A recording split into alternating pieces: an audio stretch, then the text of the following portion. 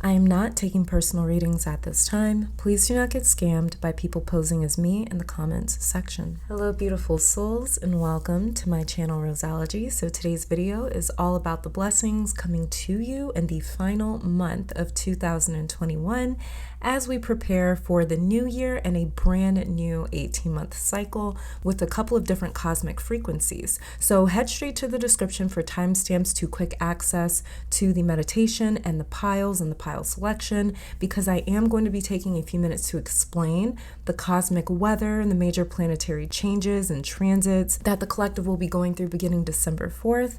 There's a lot more information on Patreon though about these horoscopes and these charts. I dive way more in depth. It's almost a 2-hour video where we analyze like 4 different charts. So you can really get a deep dive at the final weeks of 2021 and the earliest weeks of 2022. Also new pick a card up there that the Patreon family voted on, and it was probably one of the most fun readings I have ever done, which was about why your soul chose this path. So again, thank you to Afia Irvin, which is one of the Patreon family members over there, for that reading. Link is in the description down below so you can check out the different tiers available on Patreon. Getting into this brief sort of general forecast overview rundown for the collective when it comes to the cosmic or the planetary frequencies. December 4th is featuring a solar eclipse on the day of the Sagittarius new moon. Now, solar eclipses happen when the moon intercepts the earth and the sun and casts a large shadow. So we just had a massive lunar eclipse on the November 19th full moon in Taurus. So we're in eclipse season right now. Eclipses are invasive in the sense that a dark shadow invades a visible planetary body. Again, I go a lot more in depth on Patreon, so I'm not going to dive in here. But in so many words, the December 4th solar eclipse is finalizing the heavy transformations that the lunar eclipse on November 19th put us through. So lunar eclipses happen with the full moon being eclipsed, and they transform us subconsciously, emotionally, and spiritually. Solar eclipses, on the other hand, happen when the sun, which is the brightest celestial object in our solar system, which is why the sun rules the visible parts of us, which is personality, animation, and identity. So an eclipse to the sun will bring visible, evident changes to our personality and identity. And because solar eclipses alter the vibrational frequency that we emit, this eclipse has a high probability of transforming our visible surroundings in reality as well, and the things that we are quote unquote manifesting. So this is also the final moon that we will experience on the Sagittarius Gemini axis, where the south and the north node currently sit, because they will officially move into Scorpio and Taurus on January 19th, 2022. Now, Venus will be going retrograde for the first time in a year and a half in the 3rd decan of Capricorn sign. A lot more info on Patreon that I will not get into here, but basically every sign is made up of 30 degrees, and when you divide each sign into 3 parts at 10 degrees each, these smaller subdivisions are ruled by other planetary energies. Capricorn's 3rd decan, for instance, is ruled by Mercury under modern rulership and the Sun under traditional rulership. So this side of Capricorn is more mentally driven and more expressive. It may be more transparent about its goals and its ambitions. Now, if we converted the planets into tarot cards, Venus retrograding on the 19th of December is like pulling the Empress card in reverse under Devil card energy, since Capricorn rules the Devil card. Now, Venus, which is the goddess of beauty, attraction, and pleasure, rules an earth sign.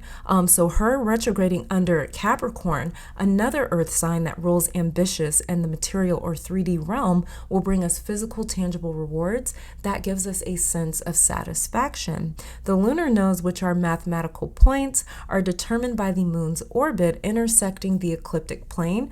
Again, more info on Patreon, but in so many words, the south and north nodes take 18 months to transit through an entire sign. And because the nodes are always in retrograde pretty much, the south node leads the north node actually. And January 19th, they're going to be changing signs from the Gemini and Sagittarius axis to the Taurus and Scorpio axis. And so this part of your natal chart is where you will see the most action and change in the next year and a half. So it's important to know where the Taurus Scorpio axis falls in your chart.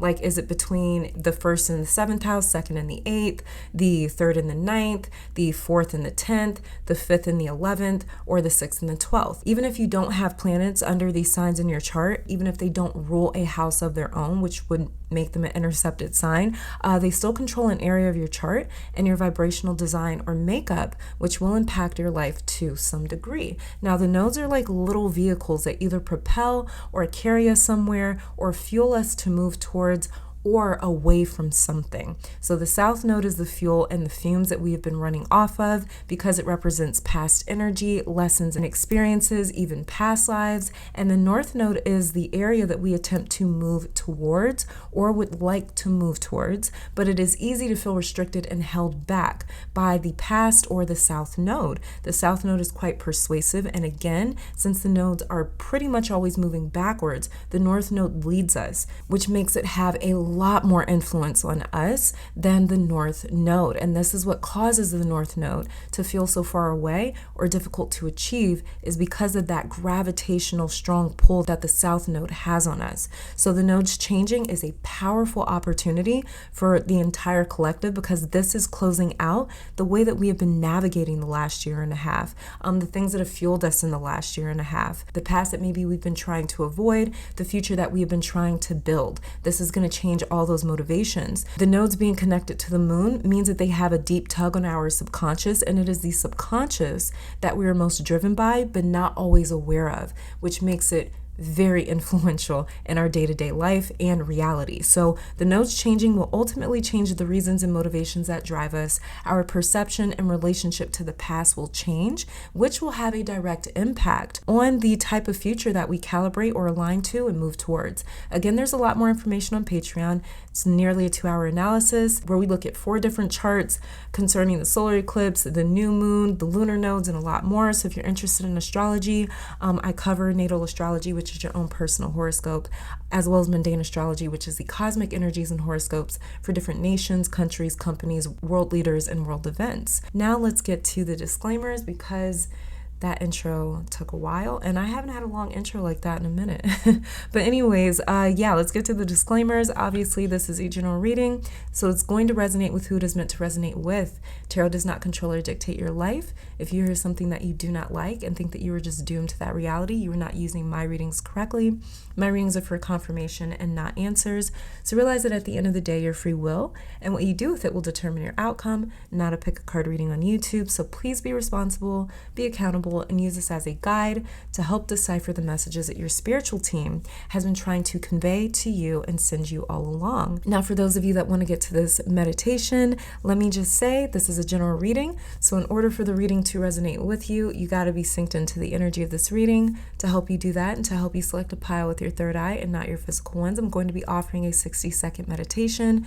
30 seconds into that meditation, I'm going to be placing crystals for my clairvoyants that like to pick piles with objects on them. After the clairvoyant pile selection, there will be a clairaudient selection where I play a different tone for each pile, and you can select a pile based off of which tone resonates with you the most. If you are drawn to another pile, that's because there is another message for you in that pile. So if you're already, get into a relaxed position, become aware of your entire body, starting with your feet, and work that awareness up in sections from the feet to the head. Take a deep breath in through your nose for around 5 seconds. Hold that breath for 3 seconds, and then exhale for 6 to 7 seconds. And then ask your guides, spirit, ancestors, universe, or all of them to connect you to your higher self so you can receive confirming messages for the blessings that you will be receiving in the final days of 2021. So this is pile number 1, pile number 2, pile number 3, and pile number 4.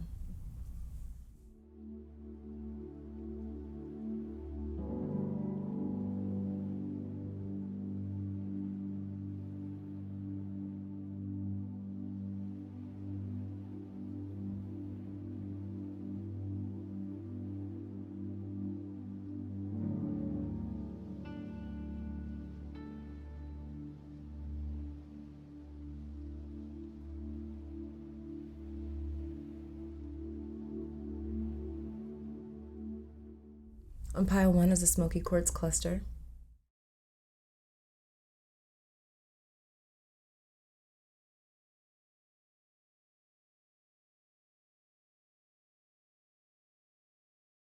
On pile 2 is a titanium cluster.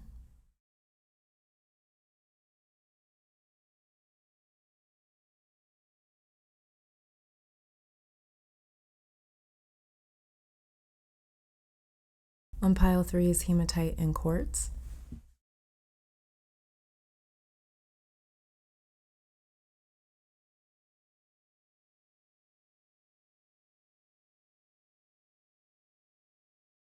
Pile 4 is black tourmaline.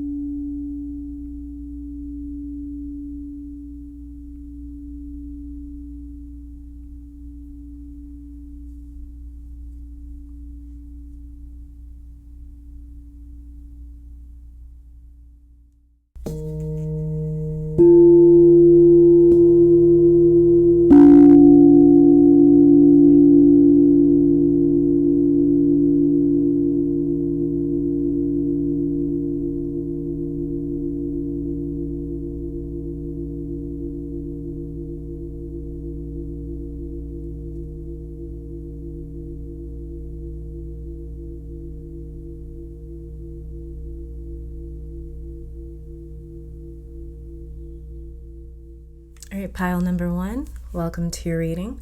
So we're going to be starting off with your tarot cards here, and then I'm going to be using some oracle cards that I shuffle and pull on camera to clarify your tarot cards to see what December sort of blessings that you have on your way. So this card on the left will be showing me the solar eclipse changes coming into your life. So the changes that the solar eclipse is going to be initiating and then bringing into your life.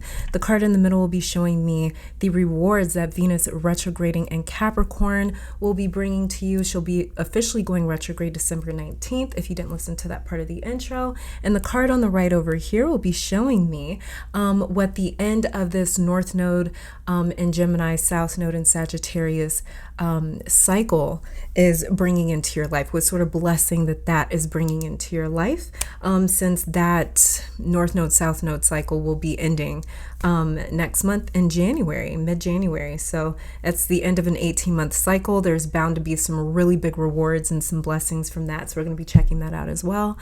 So yeah, let's just get started.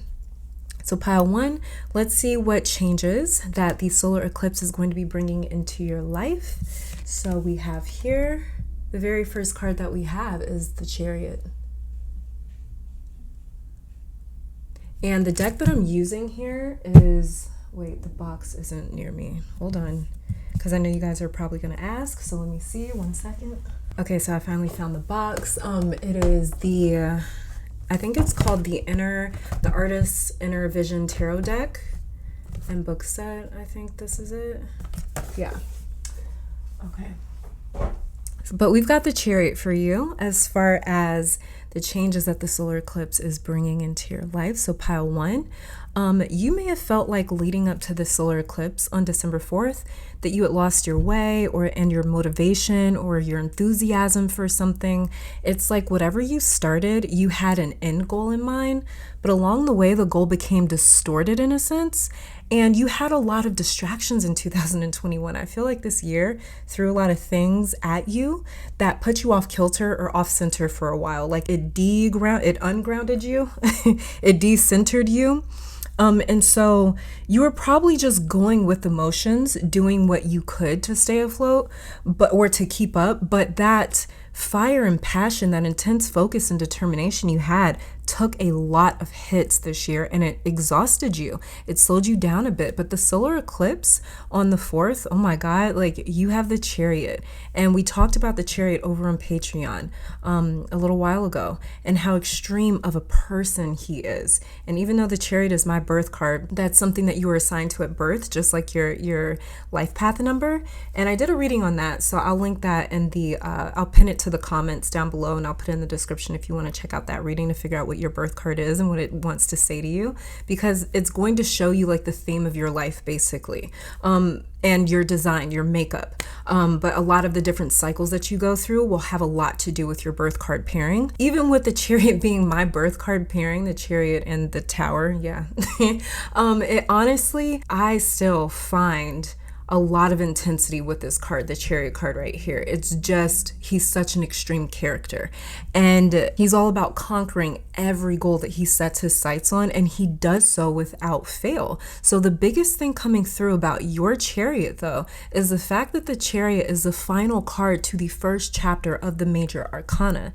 In pile 1, you completed a massive chapter in your life this year of 2021. It might not feel like it, but you definitely did. It's over, done, and buried, and this was a major hurdle. The funny thing that I'm picking up is you don't think you've done better, but I'm telling you right now, if you could have done better, you wouldn't be past this, and you are. So Chariot is like a renewed sense of passion, energy, motivation, determination, drive, focus. This is a decorated military leader. So this is the energy that you are picking up from the solar eclipse, which is a beautiful thing, especially during Sagittarius season. This is all about you getting back into that Chariot sort of energy.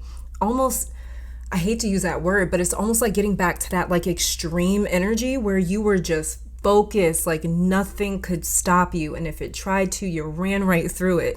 And you may have lost that passion and that fire because 2021 was so chaotic, so busy, and it threw so many things at you that you had to deal with at the moment that it just showed up on your plate or on your doorstep.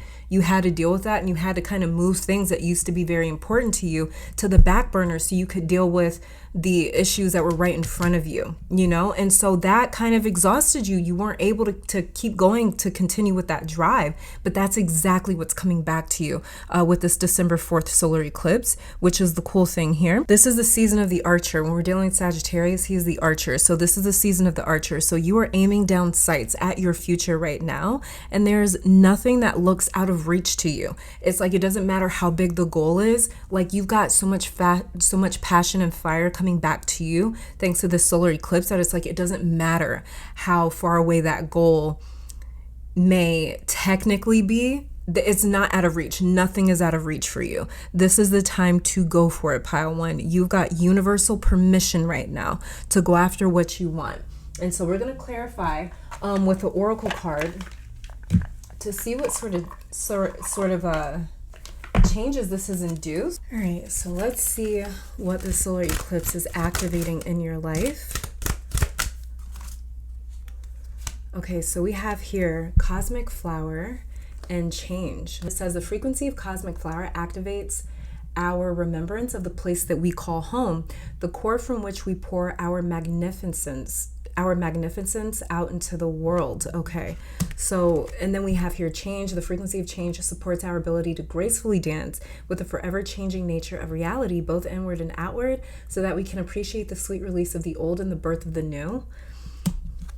And then underneath the deck here, we have Merkaba, and this is the frequency of Merkaba supports our ability to use our consciousness to traverse into other layers of reality and dimensions. It activates our access to our Akashic inheritance as well, merging the totality of our experiences into our present to serve our highest purpose. So when I'm picking up with this cosmic flower and change right here, for some reason, I'm actually picking up that there's a big shift or change that's coming to your ego as well, or your personality. So this may even be, but you know what? The Chariot does talk about that. Yeah, we literally just talked about him and how he's all about displaying a show of power.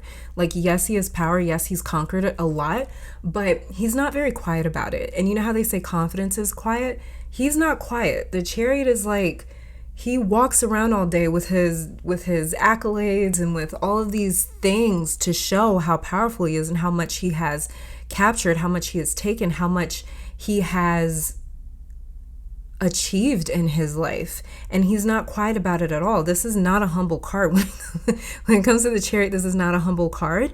And so I'm actually kind of feeling like either this is saying that you guys, this December 4th solar eclipse is going to bring some sort of major ass achievement into your life that ends up kind of changing your personality a little bit, where you put a little bit more on display your achievements and your where maybe you put a little bit more on display like your achievements and the things that you have accomplished in life, and you stop trying to hide it so much. So some of you guys may have also been around maybe certain people that told you to keep it humble, to not flaunt, to not flex, to not talk about the things that you have and the things that you've acquired and the things that you have accomplished in your life.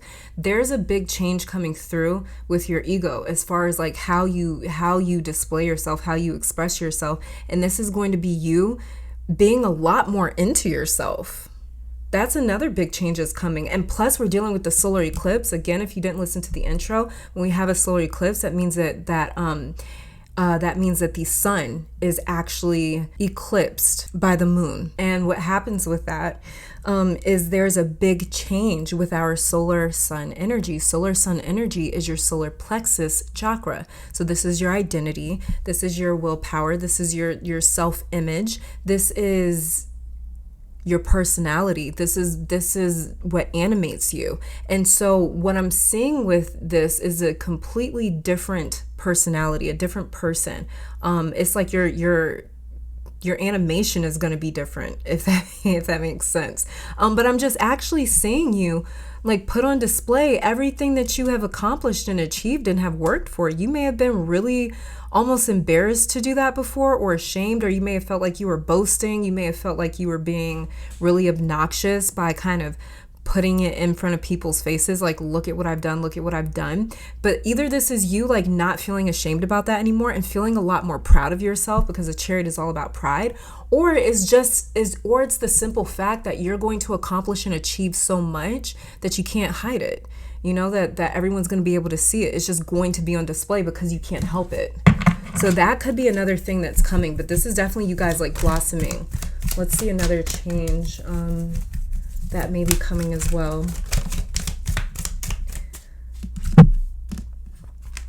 Yeah, and then we have two cards here talking about the ever-changing nature of reality with this change card right here. And then this Merkaba card where it talks about how you are traversing into other layers of realities and dimensions. So this is you just completely, your reality may change so much that you can't even hide the shit that you accomplish. That may be another thing that the solar eclipse is bringing you. The other thing that we have, look, this is what I was talking about. This is the card of honoring the self. Okay, yeah, that's what's happening with you guys. I'm with it, pile one. I love when a person is tuned into their ego, not in an unhealthy way, but in a way where it's like, yeah, you're damn right. I've worked hard to get to where I'm at, and I'm proud of that. I always love when people do that. But anyways, trigger statement says here, this is the way that it has always been done. True statement, I create my way. And it says you are ready to fulfill your desires by thinking outside the box. The path less traveled may be more fulfilling. Yeah, so this is you guys like feeling like honoring yourself because you feel as though you have a reason to honor the self. And as well as too, it's like you're not going to hide your accomplishments anymore. You're going to feel a lot more proud of yourself. But I'm also picking up that you guys have some sort of success coming to you where you can't really hide it. You just simply can't hide it. And then underneath the deck here, we have DNA repairing, the card of transmutation, trigger statement, I don't know who I am, true statement, I am. That is powerful. Powerful. It says there is no efforting required for the shift. Be present and allow every aspect of your being to transform. I'm actually going to keep this out. So this is your clarifier for, these are your clarifiers for the Chariot cards. Let's move on here and check out what rewards Venus retrograding in Capricorn happening December 19th. Let's check out what tangible rewards she's going to bring you. Again, like I mentioned in the intro to this video, that if you want to get a deeper dive as to what Venus could be bringing you physically to your life, like the physical rewards, check out that chart analysis on Patreon. It's like a 2-hour long video because we looked at a whole bunch of different charts for the final weeks of 2021 and everything going on. So definitely check that out. But you have the King of Cups here. The King of Cups. Venus first entered Capricorn November 5th, and she'll be officially going retrograde in Capricorn December 19th at the 26th degree of Capricorn, meaning that she is going to be in Capricorn's third decan, and this is the area of Capricorn that is ruled by Mercury when it comes to modern day rulership. If you're looking at the Chaldean rulership or the traditional rulership, the sun would rule that part of Capricorn because every degree has a meaning, and the decans have rulers. So in other words, Venus is bringing tangible rewards for a long, difficult journey that you've been in. And it's evident here with the King of Cups. You've been through it in your relationships, and as far as feeling emotionally fulfilled, you've been through it. You may have been emotionally neglected, misunderstood, disrespected. You may have felt emotionally empty at one point, emotionally disconnected, emotionally numb at one point. Because once you get to the level of the King of Cups, you've been through everything emotionally. That is what this 2021 is basically saying for you, is that you really went through it this year. And I picked that up with the Chariot as well. So that's interesting. It's coming through again. But yeah, you've been through every single card in the suit of cups. You got all the way to the top of that suit, not the 10 of cups, not the Knight of Cups, not the Queen, but the King of Cups. So you've walked every step, and the tangible reward that Venus of all people is bringing you with the King of Cups right here is a solution to your heart and any troubles that you have had in your relationships and in love. For some of you, this is family. For others, this is a romantic relationship, and for others, it's friends. Then there's a select few of you where it's family, romance, and friendships that's caused you some emotional turmoil, especially this year, 2021. So Venus is bringing some sort of contact or meetup or communication from someone that you used to love, if that makes sense. This King of Cups for some reason feels very past tense to me, probably because, again, he's a final card in the suit of cups. So there's this message coming through of a major completion. Again, something else talking about a major completion, because like I said, the Chariot is the final card in the first chapter of the major arcana, and then we have the King of Cups, which is a final card in the suit of cups. So there is this message of a major kind of cycle completing, but also like you've successfully put some sort of emotionally stressful situation behind you.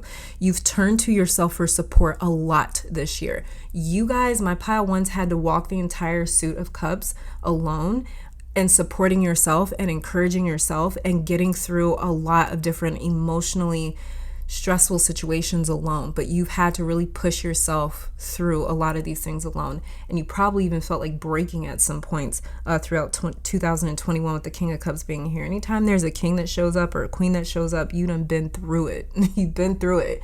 You don't have to tell me. He's saying everything for you. Venus is bringing you the reward of emotionally conscious people, others that have also walked the entire journey of the suit of cups. And so they know how to love. They know how to support you. They know how to respect you and how to be there for you. So this could be one very important relationship that comes together in December or is reconciled in December. But whoever this is, whether this is a new or an older relationship, this person has done the work to become an emotional fit or a match to your vibration. You guys are really going to get each other. It could be like a water sign, Scorpio, Pisces, Cancer with this King of Cups right here. They may be older than you, or they may seem older than their actual age, like very mature. And I'm actually going to be posting a 2022 love reading prediction soon on the channel, so that may have some more information for you if you're interested in your love life or finding out more information about your love life. But this is someone that's not emotionally draining. They won't have these impossible expectations of you because they've also learned to be emotionally independent and emotionally available as well. So let's see, because this is about the rewards that Venus is bringing you, let's get a card from the Abundance Oracle deck. And so we have here sanctity. It says, through offering, even the most mundane problem can become a sacrament. And that's exactly what happened. Whatever emotional turmoil that you guys went through, it was almost an offering. It was almost an offering to your future, to your love life, to your relationships, to your future relationships as well, where it was just like you going through that emotional turmoil was almost like you paying for the emotional fulfillment that you're going to end up coming into. Because, you know, we have to learn. When we receive something like beautiful in our lives or some sort of gift that God gives us, that the universe gives us, it doesn't give these beautiful things to us until we know and learn how to appreciate it.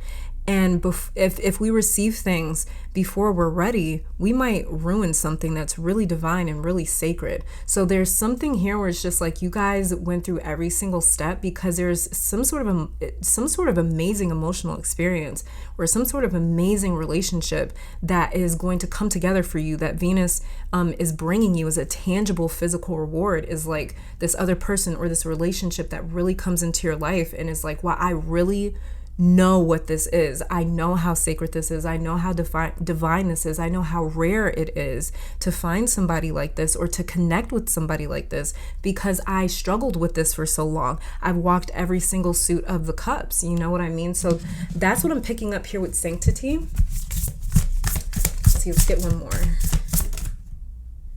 We also have here limitless.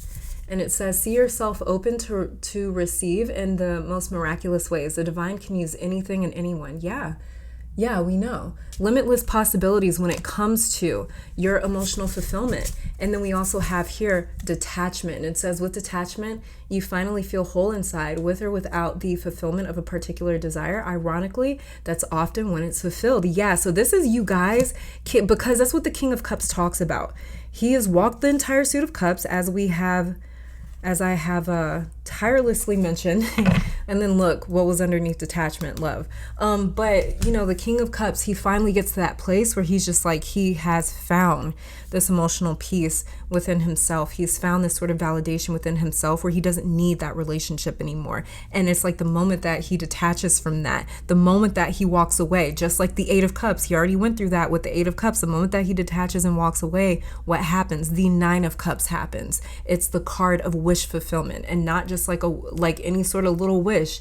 This is a really big deal. It's like you end up manifesting exactly what, not just what you want, but exactly what you need at the same time, exactly what your soul wants and needs at the same time. So there's something extremely fulfilling coming through with that. Let's check out what the end of the North and the South Node 18-month cycle is bringing for you as a blessing for the final month of 2021.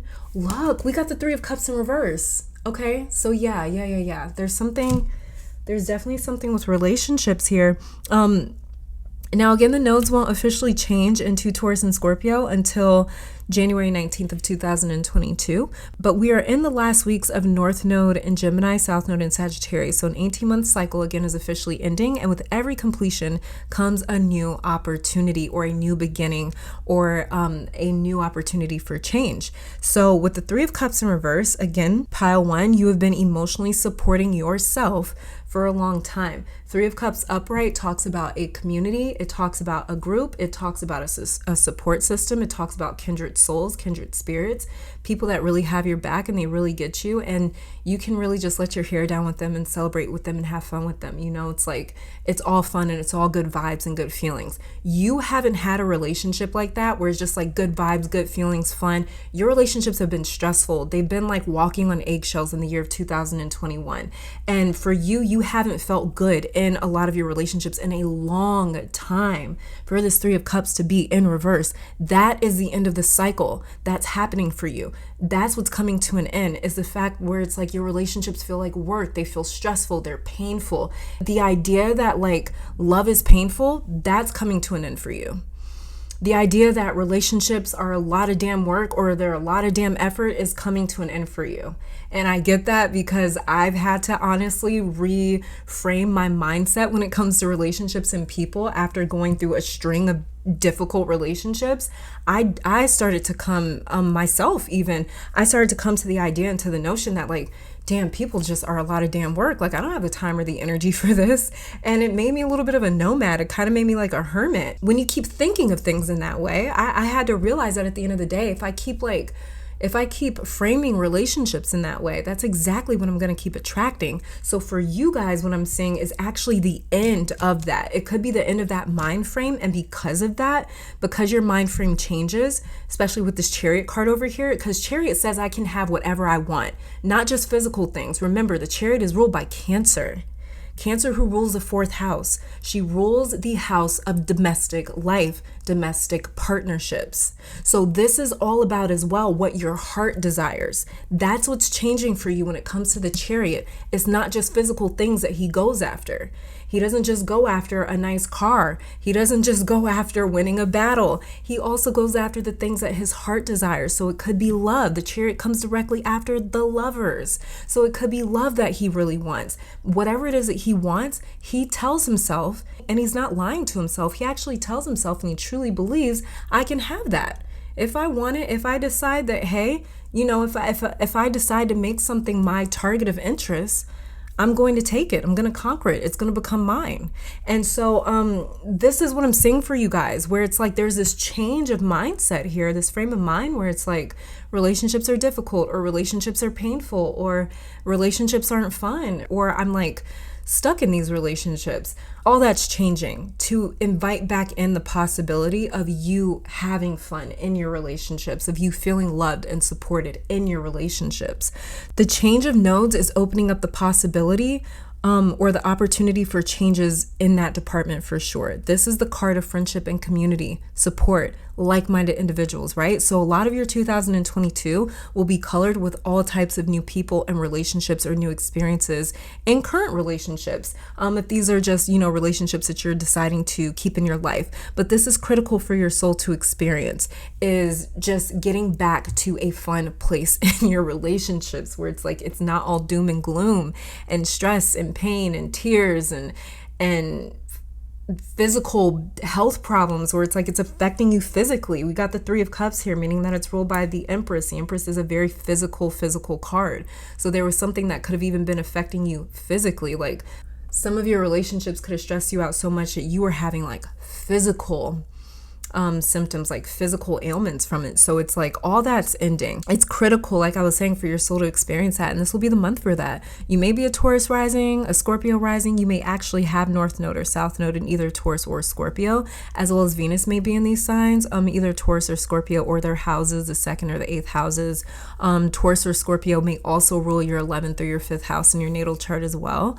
But this card in reverse is talking about the lack of friendship, community, and support that you've had to push through.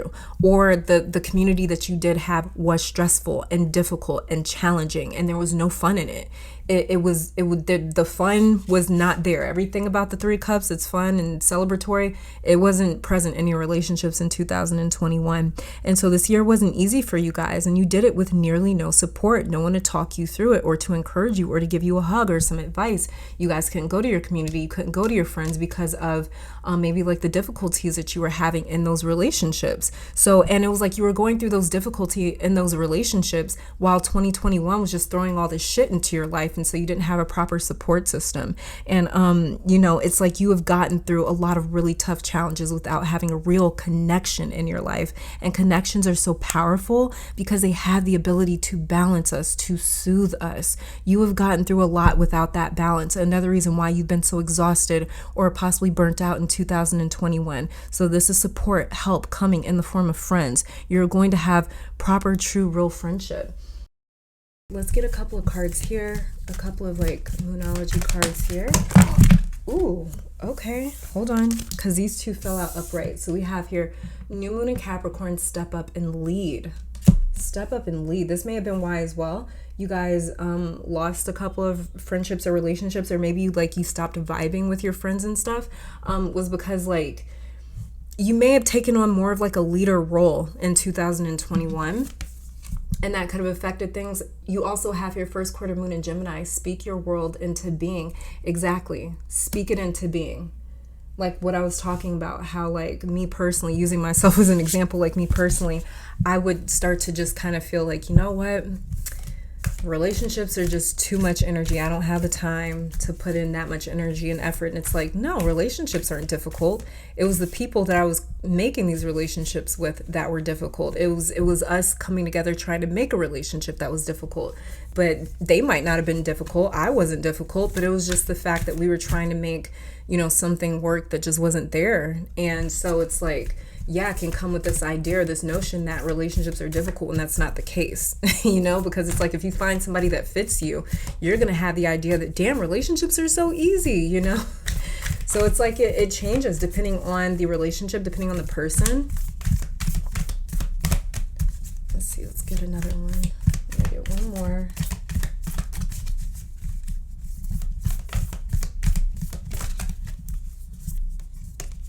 Hold on, see, because be proud of yourself. Last quarter moon in Taurus, be proud of yourself. Yeah, like I was talking about earlier, you guys got some pride coming in. And then we also have here too, last quarter moon in Scorpio, reveal what needs to be seen. So we've got that Taurus Scorpio coming in here. So some of you guys, you do have something going on the Taurus Scorpio axis, where maybe you have some like planets that are literally opposing each other on the Taurus Scorpio axis. You may have like for example, just an example, but you may have like Venus in Taurus, and then you may have like Mars in Scorpio in your chart, and because those are on an axis, they oppose each other naturally, Taurus and Scorpio. So you guys may have some sort of something going on astrologically, where two really big energies are kind of opposing each other on the Taurus Scorpio axis. Let's see, let's get some other oracle cards here just to kind of finish out your reading. So let's see, let's get a message here from an African goddess for the final month of 2021 and moving into 2022. I love this oracle deck. I didn't want to use it on the channel because I wanted to keep it to myself because I'm a Taurus and I'm possessive. And I was like, I saw this deck and just knew it was right for this reading. So let's see what they got to say. To my pile ones. Okay, and then we also have this one that flew out by itself. So we've got Sukoyon, I think, which is scarcity. So this is the goddess of scarcity. Or not the goddess of scarcity, but I guess she has a message about it. Then we have here Allah, grief. Wow, and then we have Medusa, rage. You guys see these energies here? This is what is definitely changing. Because you guys were dealing with scarcity when it came to your, like I said, the Three of Cups in reverse, that were those relationships where it's like, I just don't have proper support. That caused a lot of grief for you. And it also brought on feelings of rage, especially if too, it was like, it can easily bring on feelings of rage when the people that you expect to be there for you aren't there for you, but especially when they are the ones causing the stress and the turmoil in your life. It is like, it's like nearly unforgivable. It's like, I love you. Why are you bringing this stress into my life? Or why are you doing this? Why are you doing that? You know? And so it can definitely cause feelings of rage. This is what I was kind of picking up. And so that's what's coming to a total end for you guys in this month. And then we also have, look, underneath the deck, Queen Mother Nani, liberation. This is what you guys are getting liberated from.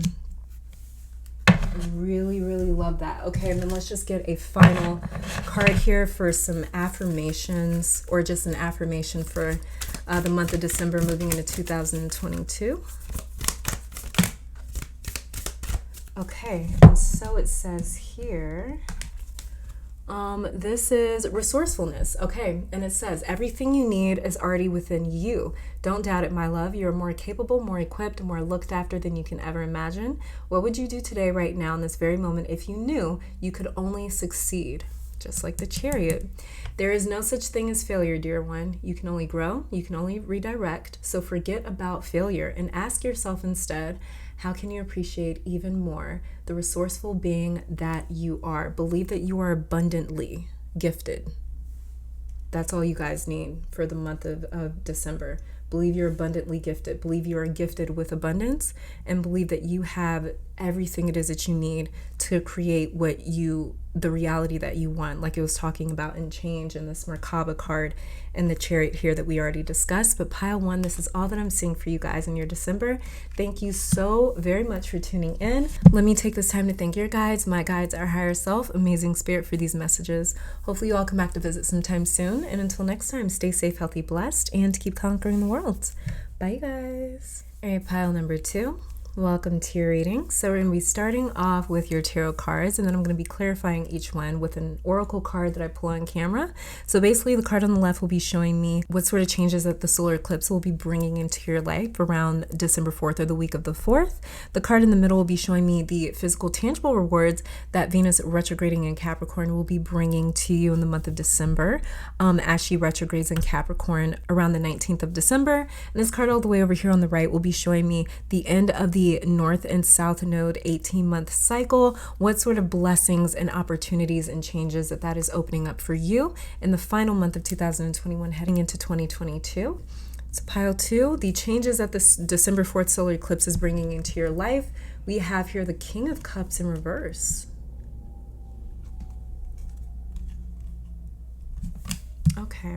Pile 2, whatever disappointed you this year in 2021, and it was a big disappointment or it was like a really big surprise, you may have felt naive for not seeing it sooner or for not thinking that something would or wouldn't happen.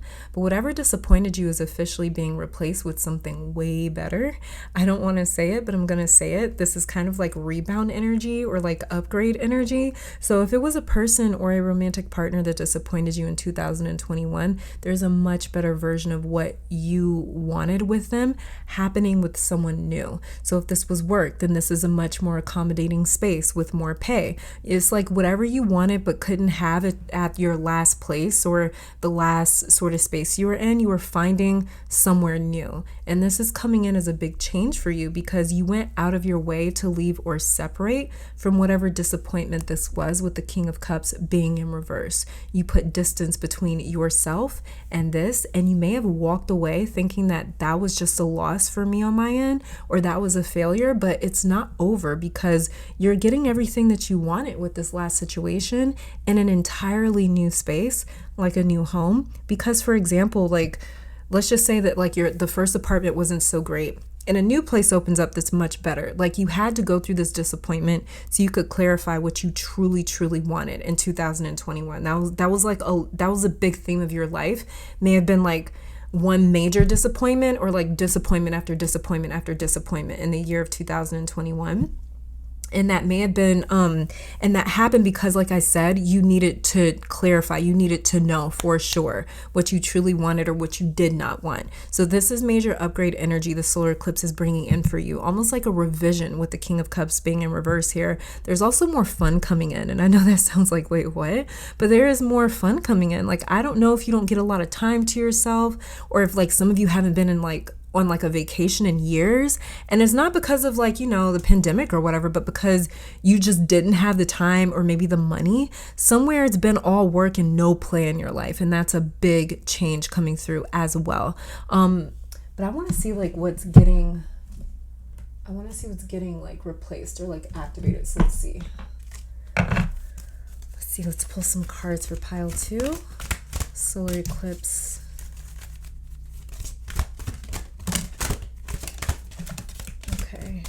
So we have here Divine Masculine. Oh, look, yeah, and we got the King of Cups. And then we also have the solar plexus chakra, which is, in my opinion, solar plexus chakra is quite masculine, in my opinion. It might be personal preference. I don't really know if the chakras have like yin yang energy to them, but to me this always felt more like yang energy, solar plexus.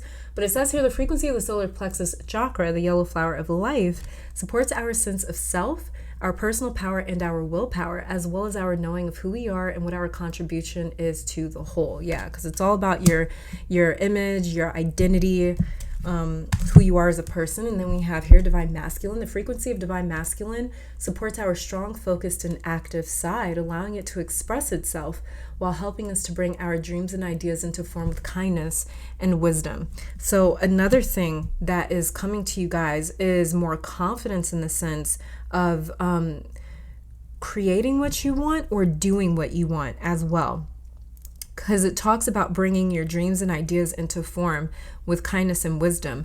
But if you also combine that with the solar plexus chakra right here, this is more so about being able to believe in the fact that maybe your dreams and ideas can come into form. This is more so about not being so doubtful in what you want or in the future that you want, or in what you are capable of, or what you are able to do. So I think this is also too like about a lot less doubts. And then we have here underneath the deck fertility, and it says the frequency of fertility invites us to be more open, more courageous, more creative, more joyful than we were before. Yeah, it activates a potential for something beautiful to grow from our consciousness into a new and grander expression of ourselves. Yeah, so again, this is just you guys having less doubts, much less doubts when it comes to creating what you want, when it comes to doing what you want, when it comes to feeling good about putting your name on something, or feeling good about being almost like the author of something, or being like the brains behind something, if that makes sense. It's almost like somebody that may have been a little bit afraid to put themselves out there before. Maybe you're a little bit shy with this King of Cups in reverse right here, but it's like some sort of shyness is going away, because with the solar plexus, or not the solar plexus, but with the solar eclipse, this is something that's affecting our solar sun energy. Our solar sun energy is exactly the solar plexus chakra. It's who you are, it's your identity, it's your ability to perform, it's your ability to know who you are and to stand in that sort of like conviction with that, and also to be very confident about who you are and how you express yourself and what you put on display, what you put out there to the world. There's a sense of like almost self-validation when it comes to the solar plexus chakra and when it comes to our solar sun energy. So with the solar eclipse happening, with the sun, with our solar energy being eclipsed by moon energy, this means that there is a complete refreshing of our identity and who we are and our appearance and who we come off as and the person that we project, or the personality that we have, whatever it is that animates us. And so what I'm saying with you guys is a lot less doubts, a lot more masculine energy, where it's like, no, I believe in this, so it doesn't matter if other people agree with it or not. It's really more so you listening to yourself and just doing something because you feel like doing it, or believing in something because you believe in it, and not really being affected or impacted too much with your environment and with the people around you. So this is definitely just a lot more of like believing in yourself. Let's see, let's get another card here to see what sort of changes that we get when it comes to your personality or mindset. I feel like these are the perfect oracle cards to use for the solar eclipse. And then we have here the card gratitude. This is the card lime, and it says trigger statement, I am overwhelmed. True statement, I am moving. The time for planning is complete. Take action no matter how small. Begin today. Exactly. You're not planning anymore. This is about taking action. This is about your yang masculine energy. This is about being like, no, I believe in it. I like it. So I'm doing it. Period. Yeah. So that just came through to confirm what we were talking about. Let's see if there's any other changes that I have missed or haven't mentioned for pile 2. Okay, and then so we have here as well the card cinnamon, and this is intimacy. Trigger statement, this is good. This is too good to be true. True statement, it can only get better. Allow yourself to experience more joy and love. Raise your resonance by swimming in the sweetness of life. Yeah, so this is also about just believing, like, again, not doubting yourself, just believing that, like, it is okay for something good to happen to you, like you deserve it, you're worthy of it, you're good enough for good things to happen to you, instead of being doubtful about it and being a little afraid of it and being hesitant and wondering, like, well, why would this happen for me? So this is a complete This is a complete sort of like reframing of how you see yourself. Solar plexus energy is here. Divine masculine is here. The divine masculine doesn't give a shit about what another person thinks. The divine masculine is so secure in itself that it can't even hear other people. You know that saying, what is it? Like why did I want to say a koala bear? What? But do you know that saying, like, a lion doesn't concern itself with the opinions of sheep? That's literally the divine masculine personified in that statement. And then underneath the deck here we have lavender, and it's the card of balance. Trigger statement: no one understands me. True statement: exactly, I ask for what I need. From a place of love, you need to stand up and speak your truth. What you wish for is what the universe wishes for you. This is about your truth. What is your truth? And not concerning yourself with anybody else's opinions, because other people's opinions is not your business. And that brings a lot of peace to your life. And it's a very powerful place to be in, when you can be like, you know what, it's, you know, that's great. That's how you feel. But this is also how I feel. And to be able to stand in that conviction and feel that way and still stay true to you in the midst of other people's opinions and what they have to say and their judgments is a very powerful place to be at. And this is the biggest change that the solar eclipse is bringing to you and your personality on the 4th of December, or the week of the 4th. So let's just check out what Venus retrograding in Capricorn, what sort of tangible physical rewards that she's going to be bringing into your life. And so we've got the 7 of Wands in reverse. Exactly. So pile 2, many of you had a hater in your midst for a long time, or you had an entire like group of haters. As you can see, he's trying to fend off 6 wands on his own, and he got caught slipping. As you can tell, he didn't expect this, because he has in 2 different shoes. So he was definitely not expecting this. He wasn't prepared, and that's why he ends up in the 9 of Wands. You know, after the 8 of Wands, he ends up in the 9 of Wands. Just, you know, he got a little beat up there because he wasn't expecting it. So this is kind of telling me there was just all of a sudden you realize that somebody felt a certain way about you that they were never honest about, or they were never true about, or they never told you about. But all of a sudden one day it's like, wow, you know, how did you really feel? Somehow, some way, either you figured it out or somebody let the cat out the bag about how they truly felt about maybe you, or maybe something that you're doing. And that could have brought a lot of doubts to you, because with this King of Cups in reverse and this Divine Masculine card and the Solar Plexus Chakra card, I'm just feeling like doubt, you know, and this doubt, it didn't necessarily come from you. It came from outside, maybe because your boundaries weren't like strong enough. So with the 7 of Wands right here, it seems like you had a hater in your midst for sure. Could have been for a long time. This could have been multiple people as well, but you had some very jealous creatures around you at some point in 2021. And the reward that Venus retrograding in Capricorn is bringing you is space from these people and their energy. And since Venus, she only goes retrograde like every couple years. It's not very often that she goes retrograde. She doesn't go retrograde every year like all the other planets. Her and Mars, they hardly ever go retrograde. It's almost rare. Some of you may have been born with like a couple of your personal planets in retrograde. Venus or Mars could have been in retrograde when you were born.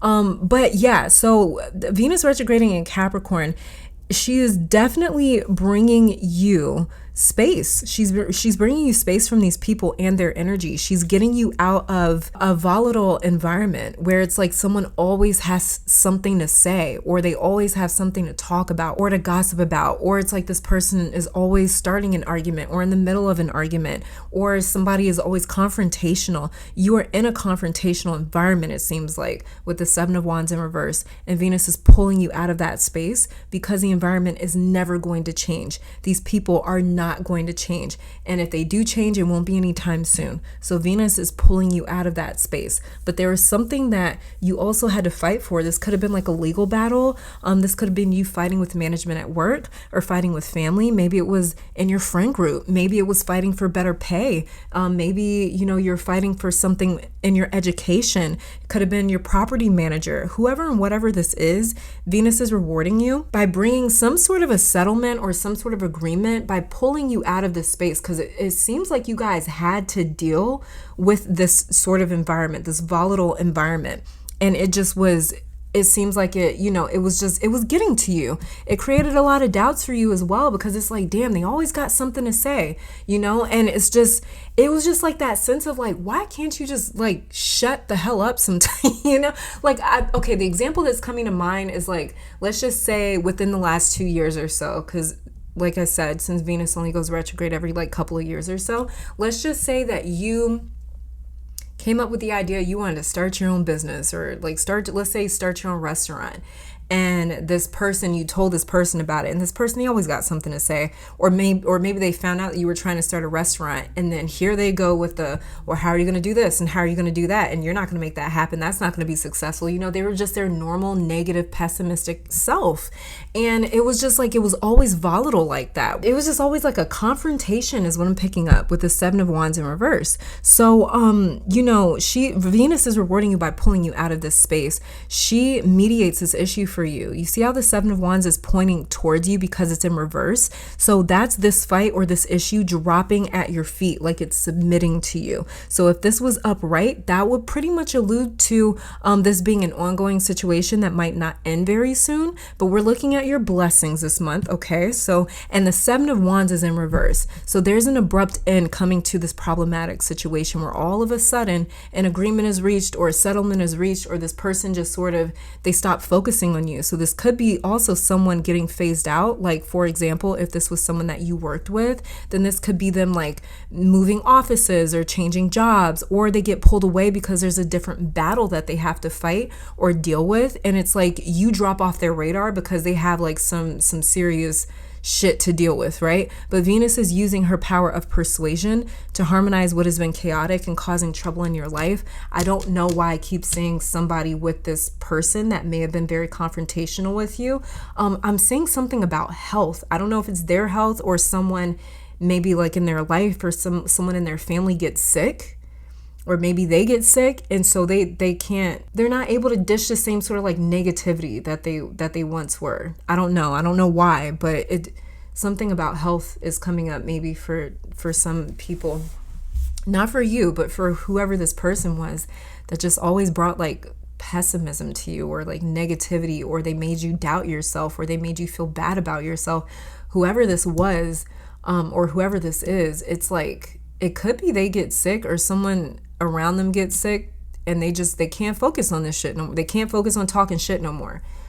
It's like, yeah, get a new hobby. So yeah, you just kind of drop off their radar. But Venus is using her power of persuasion to harmonize what's been chaotic and causing trouble in your life. Venus loves beauty, which means that she loves symmetry, harmony, balance. And if she cannot get everyone to act according to harmony, then she removes the problem. And that's just what Venus does. That's just how she is. Where's my other cards? Oh, here we go. That's just how Venus is. So let's see. Let's get some Divine Abundance cards here to see what else it is that Venus may be blessing you with. And so we have Divine Abundance, and it says you were born to align with love's will, follow the Tao, and serve something beyond the ego. Learn to be abundance, not chase it. Okay, so some of you guys may have been used to trying to mediate situations yourself. And like I was saying, Venus is going to put you in a position when she turns retrograde in Capricorn. She's going to be putting for some of you, this is at your job with Venus going retrograde in Capricorn. But yeah, for you guys, it's like it might not even be at your job. It might just have something to do with like your purpose, because Capricorn rules the MC, the midheaven, the highest point in the chart. And so Capricorn is all about what it is that you end up doing with your life, what you end up making out of your life, what you end up, the legacy that you leave behind, whether it's like a huge legacy or, you know, like a personal sort of fulfilled legacy or prophecy. That's what, yeah, the midheaven rules like our destiny, and that's what Capricorn rules for us, since it rules the midheaven naturally. So for some of you guys, whoever this person was, they were getting in the way of you going after your destiny. They were getting in the way of you going after your purpose and after something that felt right for you in your heart. And that's why this doubt was such a big hindrance to you, because it wasn't like you were doubting yourself like when it came to like, oh, how do I look in this outfit today? Like, no, like you were doubting yourself when it came to your purpose behind this person. So it was a really big hindrance that they caused in your life. And so what I'm saying is like her removing that We also have here gratitude coming in. It says, fill me with gratitude for all you give. May I be a vehicle for you wherever I go.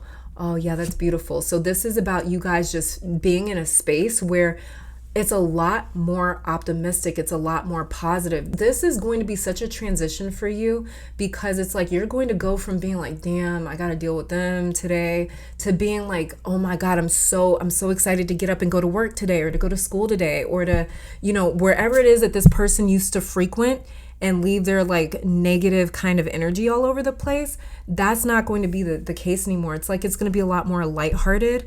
It's like that dark cloud's going to kind of move out of the way, and you're going to feel a sense of gratitude. You're not going to be dealing with this confrontation, volatile sort of like energy all the time. You're going to be dealing with more gratitude type energy all the time, because you feel a lot more at peace. You feel a lot more at peace not having to deal with this person. Then we also have, look at that, love. So for some of you guys, this was just happening in your relationship. And it says here, divine source is the idea that no person, place, or thing is your salvation, only love itself. For some of you, this was like your relationship that you were dealing with this in. This is totally a relationship. And then underneath the deck here, we have worth. Yeah, like I was saying, some of you guys, okay, it says you have been worthy to belong to love all along without any need to improve. In fact, you are love itself. And we have the love card that came out for you. So yeah, for some of you, this was just as simple as like getting rid of these doubts. So Venus retrograding in Capricorn, she's also going to bring a sense of self-love. And that's where all this gratitude is going to come from as well. That's where all this confidence is going to come from. You're just going to feel better about yourself, and you're going to feel a lot more confident. You're going to feel just like, because you have more peace in your life. You know, you're not dealing with this battle or this confrontation caused by this internal sort of battle that you're going through because of what this person is saying, or because they just love putting doubts in people's minds. You know, they love making people second guess themselves. So that's definitely like going away for sure. And then let's check out what the end of the North-South node cycle, this 18-month cycle, is bringing into you, or bringing in for you, this new change, this new opportunity, since we're closing up that 18-month North node, South node cycle. Look, complete peace, Four of Swords. This is peace all day. Peace and quiet, a peace of mind. Okay, so what this North node, South node cycle is ending is the mental chatter. There was a lot of mental chatter, and it came from outside sources. It came from relationships. It could have come from your partner even. Like I said, this could have been this was somebody that you had to deal with. It wasn't like, oh, there's just that asshole barista at this one Starbucks that I go.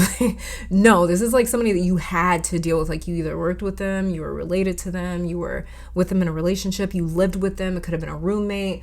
This was somebody that you couldn't just necessarily just like, you know, like, okay, I don't ever have to deal with you ever again. That would have been simple enough. You would have just moved away from them. But that's no. What's happening here is the end of this like mental chatter that is coming from those doubts. The Four of Swords is ruled, or is owned, by the Emperor card, because the Emperor rules all the fours in tarot. And so when we're dealing with the Four of Swords, we're dealing with a different type of mental fortitude. We're dealing with a different type of mental stubbornness that says like, I am not going to believe in these sort of doubts anymore. I'm not going to listen to these doubts anymore. I am not going to subscribe to anything anymore that puts me at battle with myself, or puts me at odds with myself. From here on out, I am only going to listen to the things that resonate with my peace of mind. So this is also you guys getting to a place or a space where mentally you don't feel so congested, where mentally it's like you're really getting your mental health together. You're getting your mental state together. It's not going to be so at odds with itself, which is a really good thing, because it's really difficult to push yourself in certain areas. It's really difficult to progress in certain areas when you are fighting yourself. You know, it's damn near impossible. But one of the things that the end of the North node, South node cycle is bringing as a blessing for you guys is definitely that mental peace, that mental state of mind that feels a lot more fortified. It's like there's a lot more boundaries here when it comes to your mental state, and it's like it's at a place where you're protecting your mental state a lot more. You're not letting every little thought in. You're not letting every little opinion in, because some of those opinions cause doubt. Some of those opinions are unhealthy for you.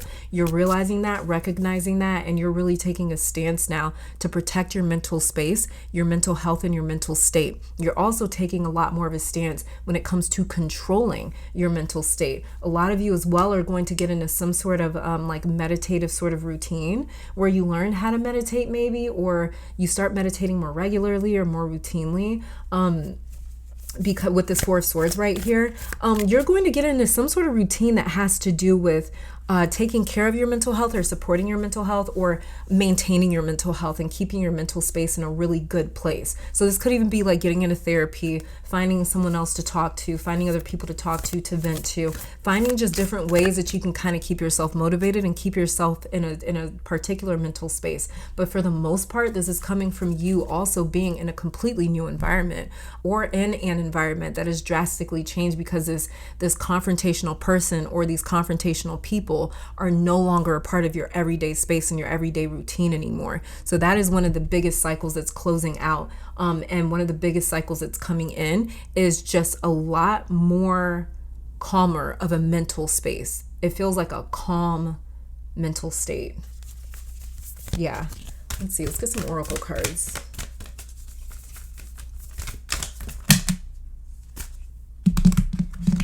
I'm gonna keep shuffling because it's a lot of cards.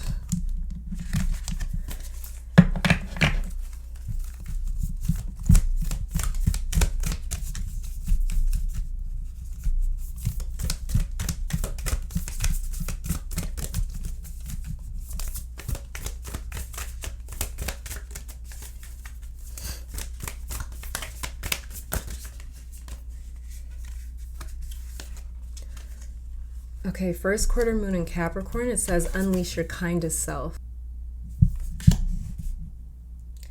So that may also be happening for you guys, where you can, you may not have been, like, let's just say, for example, that you had a confrontational, like, workplace.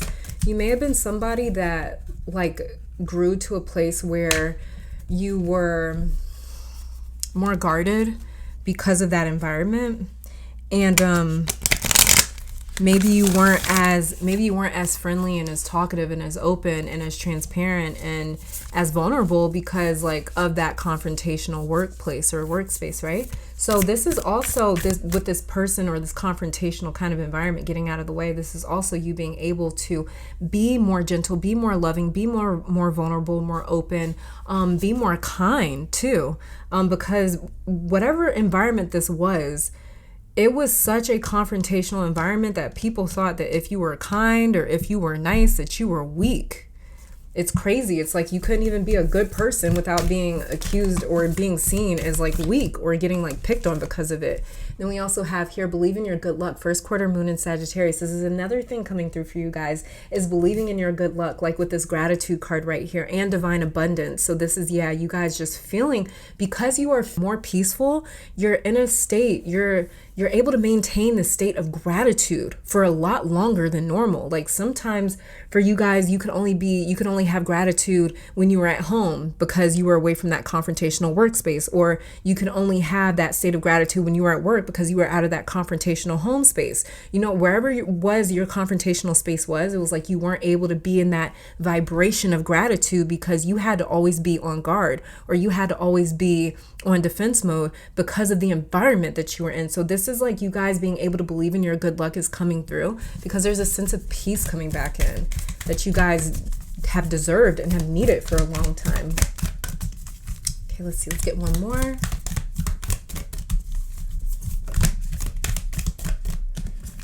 You also have here, work through your feelings. So there may be some feelings that you guys need to work through that you will. Yeah, I did just mention that. Some of you guys may be getting into therapy with this Four of Swords right here. Yeah. So this is definitely you guys working through that environment, because you know that environment really did take a toll on you, especially with this King of Cups in reverse. It took a toll on you emotionally. And so some of you guys are very aware of the fact that it's like, I need to work through a few of those things. You know, I need to really find a way maybe to come to peace with them, or come to terms with them, or sort of get over them, or kind of make sure that I'm not carrying this around as baggage, later on. And then we have, look, clear your mind, like the Four of Swords underneath the deck. Last quarter moon in Gemini. Yeah, that's what's coming to you guys. Just a much clearer space, especially because like I said, you don't have to deal with these people anymore. Let's see, let's get a card here from an African goddess for your final month of 2021, heading into the new year 2022. So we have here Tanit, I think I'm saying that right. Pleasure. Yeah, you guys are able to experience pleasure. Like you guys were not really able to enjoy yourself. Then we have here Yamaya, awakening. Yeah. And then we also have Abul Nimba, harvest. Ooh. Okay, so you guys are just able to like harvest now. You're able to harvest pleasure. You're able to harvest this new mental state with this awakening card right here. You guys are able to really harvest some good desire, all of your desires. You guys are able to indulge in your desires. With Ngame right here, I don't know if I'm saying that right. You guys just correct me in the comments. Ngame desire here. So yeah, you guys are just able to be in a place where you're able to have your heart's desires. You're able to have so much more gratitude. Like you're really going to feel a sense of like, damn, somebody up there is looking out for me. Thank you. Because you really got out of this space. The space was taking a toll on you.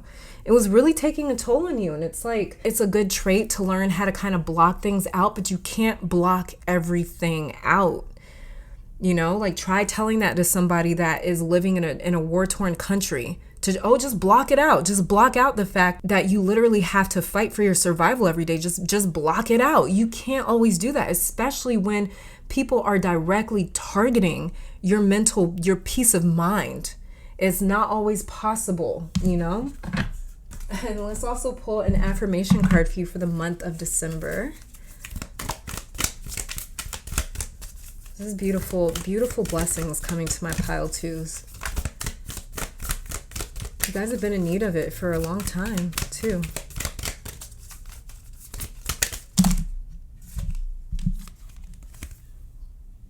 Look at what came out.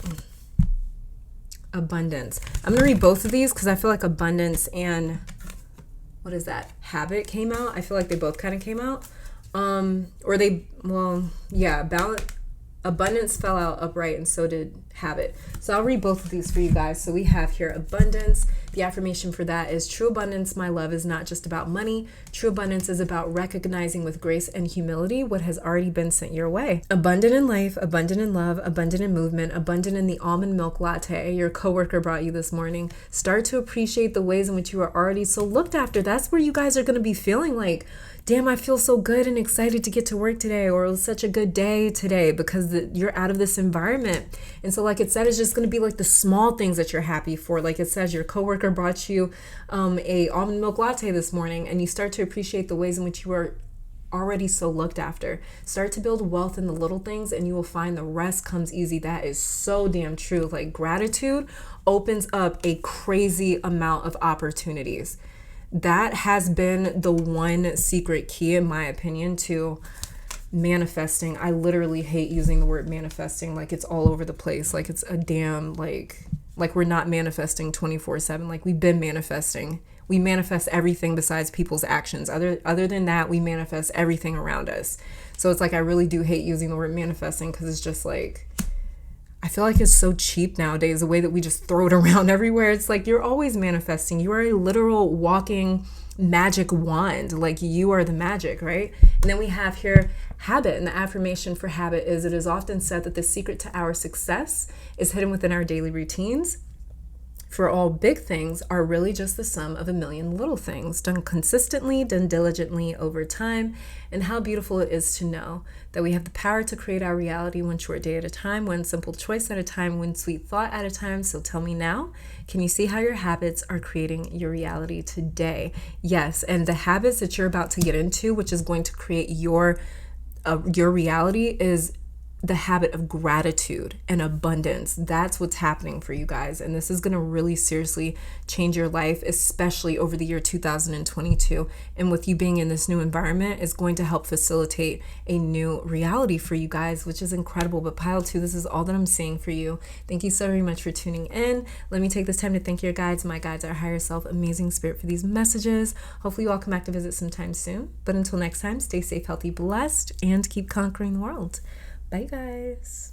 All right, and pile number 3, welcome to your reading. So we're going to be checking out your 3 tarot cards, and then I'm going to be pulling some additional oracle cards on camera as clarifiers for your 3 tarot cards down here, because this card on the left will be showing me what the solar eclipse happening on the 4th of December will be bringing into your life, how it's basically going to change you from like the inside out.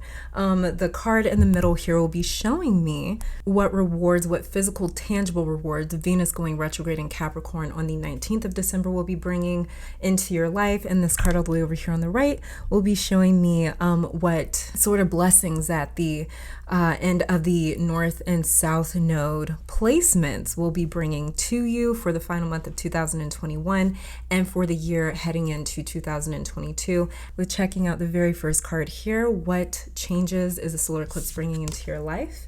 And so we've got the King of Swords in reverse. King, right? Yeah, King of Swords in reverse. Sometimes I see the king and I think it's the knight, or sometimes I see the knight and think it's a king, so I had to make sure. Okay, so we have the King of Swords in reverse for you, pile 3. This is about you slowing down. I'm wondering if you vow to yourself that at some point, or that in maybe 2022, like one of like your New Year's resolutions is to slow down a little bit more, to be more present, to really experience. This could be you working a bit too much because somewhere you're burnt out because there's been too much movement. And that was honestly the case with like the entire collective, with this being a 5-year 2021. It was quite busy, filled with surprises, sudden changes, twists and turns. And that was something that we talked about last year too, like moving into this year, it's going to be even crazier than 2020. And it definitely was. And that was because of that 5 vibration. But you know, you may be an air sign as well, or you may have like dominant air energy in your chart, and that would be like Aquarius, Libra, Gemini energy, or those houses, the 11th, 7th, and the 3rd could have a lot of action in your natal chart. There could be some big transits right now moving through there, or the solar eclipse could be happening in one of these houses for you, because you have a newfound respect for just slowing down. You may have been worried about getting bored, as well as too, the solar eclipse could be opposing one of your air houses. So it could be directly apart from one of your air houses. So that means that it would be on the opposing side of the 11th house, which would be the 5th house. It would be on the opposing side of the 7th house, which would be the 1st house, or it could be on the opposing side of the 3rd house, which would be the 9th house that the solar eclipse is occurring in.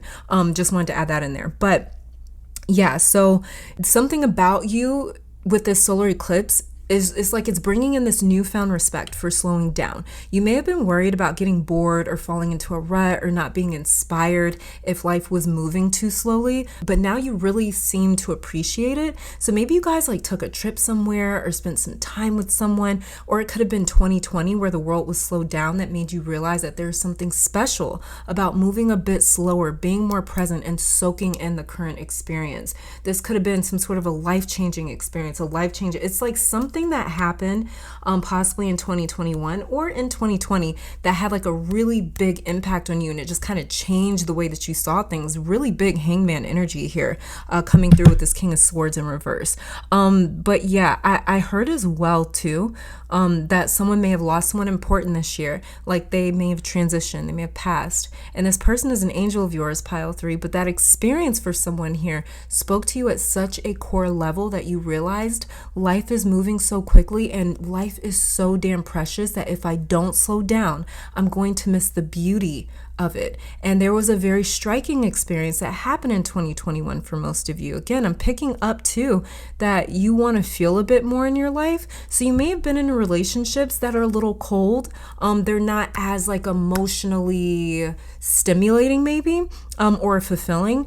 So you may have been in a couple of relationships because like they made sense, or they were easy, or they didn't stress you too much. And it's like sometimes like we'll get with people because they don't demand too much. They're not, like they're not high maintenance. So it's easy for us to like be friends or be in a relationship with somebody because it's like they're not high maintenance. So I can still keep focusing on myself or on work or on something else. Like they don't need me to call them and text them all the time, So it could have been relationships like that. But because you were in these types of relationships too, they may be like a little bit cold or just not as emotionally stimulating. They might not be as passionate with this King of Swords in reverse right here.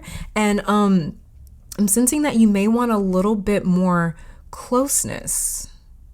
You may have been in relationships just simply because they made sense, but not necessarily like you want it to be in them. And it's weird, but it feels like some of your relationships would have never gotten as far as they did if you would have been moving slower and paying more attention. The solar eclipse happens when the moon intercepts Earth's view, or our connection to the sun. So this is a refreshing of our solar energy, which is our identity, our appearance, our passions, expression, our focus. This is a very big change to who we are, since the lunar eclipse on November 19th had a very deep soul impact on your vibration. And so the solar eclipse is going to bring those really deep internal changes and transformations that we went through out to the surface. So it's going to sort of bring these transformations up to the surface where they're more visible, they're more apparent, more evident. More people will be able to actually see them, and we'll be able to see a lot of these changes as well, because we may have been feeling a very deep change since that recent lunar eclipse on November 19th and in the sign of Taurus, when we had the full moon in Taurus. You may have felt like you went through a really deep change, but you might not be able to visibly see those changes just yet. That's what the solar eclipse is for. It's going to bring visible changes. And that's the difference between lunar and solar energy. Lunar energy only happens at night with the moon, so it's a lot more internal, a lot more hidden, a lot more subtle, whereas the solar eclipses, or solar energy in general, sun energy, is very bright, right? It's in your face, it's blinding. So these are the things that you can see, and this is something that we talked about a lot more in detail over on Patreon. So if you're interested in that, link is in the description if you want to check that out. But for sure, these are the visible changes that eclipse energy brings to our life. And for you, there's a hangman moment where you see things differently. It's like everything looks different. It's like once you see it, you can't unsee it. And the difference for you is in wanting to slow down, wanting to be more present, so you can form connections, deeper connections that you are actually present for, that you're actually involved in, that you can actually feel, and not just like, oh yeah, it makes sense on paper, but no, I can feel this. So you guys may be more logic minded, more like analytical than like heart driven. So I'm seeing you guys kind of lean a little bit more towards being heart driven, moving into the new year 2022, and that's one of the reasons why you want to slow down, because you're trying to connect a lot more on a deeper level. So that's one of the biggest changes that the solar eclipse is bringing you. And so it's like, yeah, you're going to be a lot more present for these connections and to develop them, instead of ending up in certain places and feeling like you didn't have much control over it, or instead of feeling like I didn't have enough time to decide if I wanted this or not. You're taking a bit more control over the pacing in your life, pile 3. So let's check out what frequencies the solar eclipse will be activating for you. Sorry for like hitting the cards on the table. I forget, and I don't remember until I'm editing that it's like that's loud. So I'm sorry. Let's see what sort of active. Okay, all right. So we've got crown chakra, we've got universal love, and then we have sacral chakra. Yeah. And then underneath the deck here we have soul time.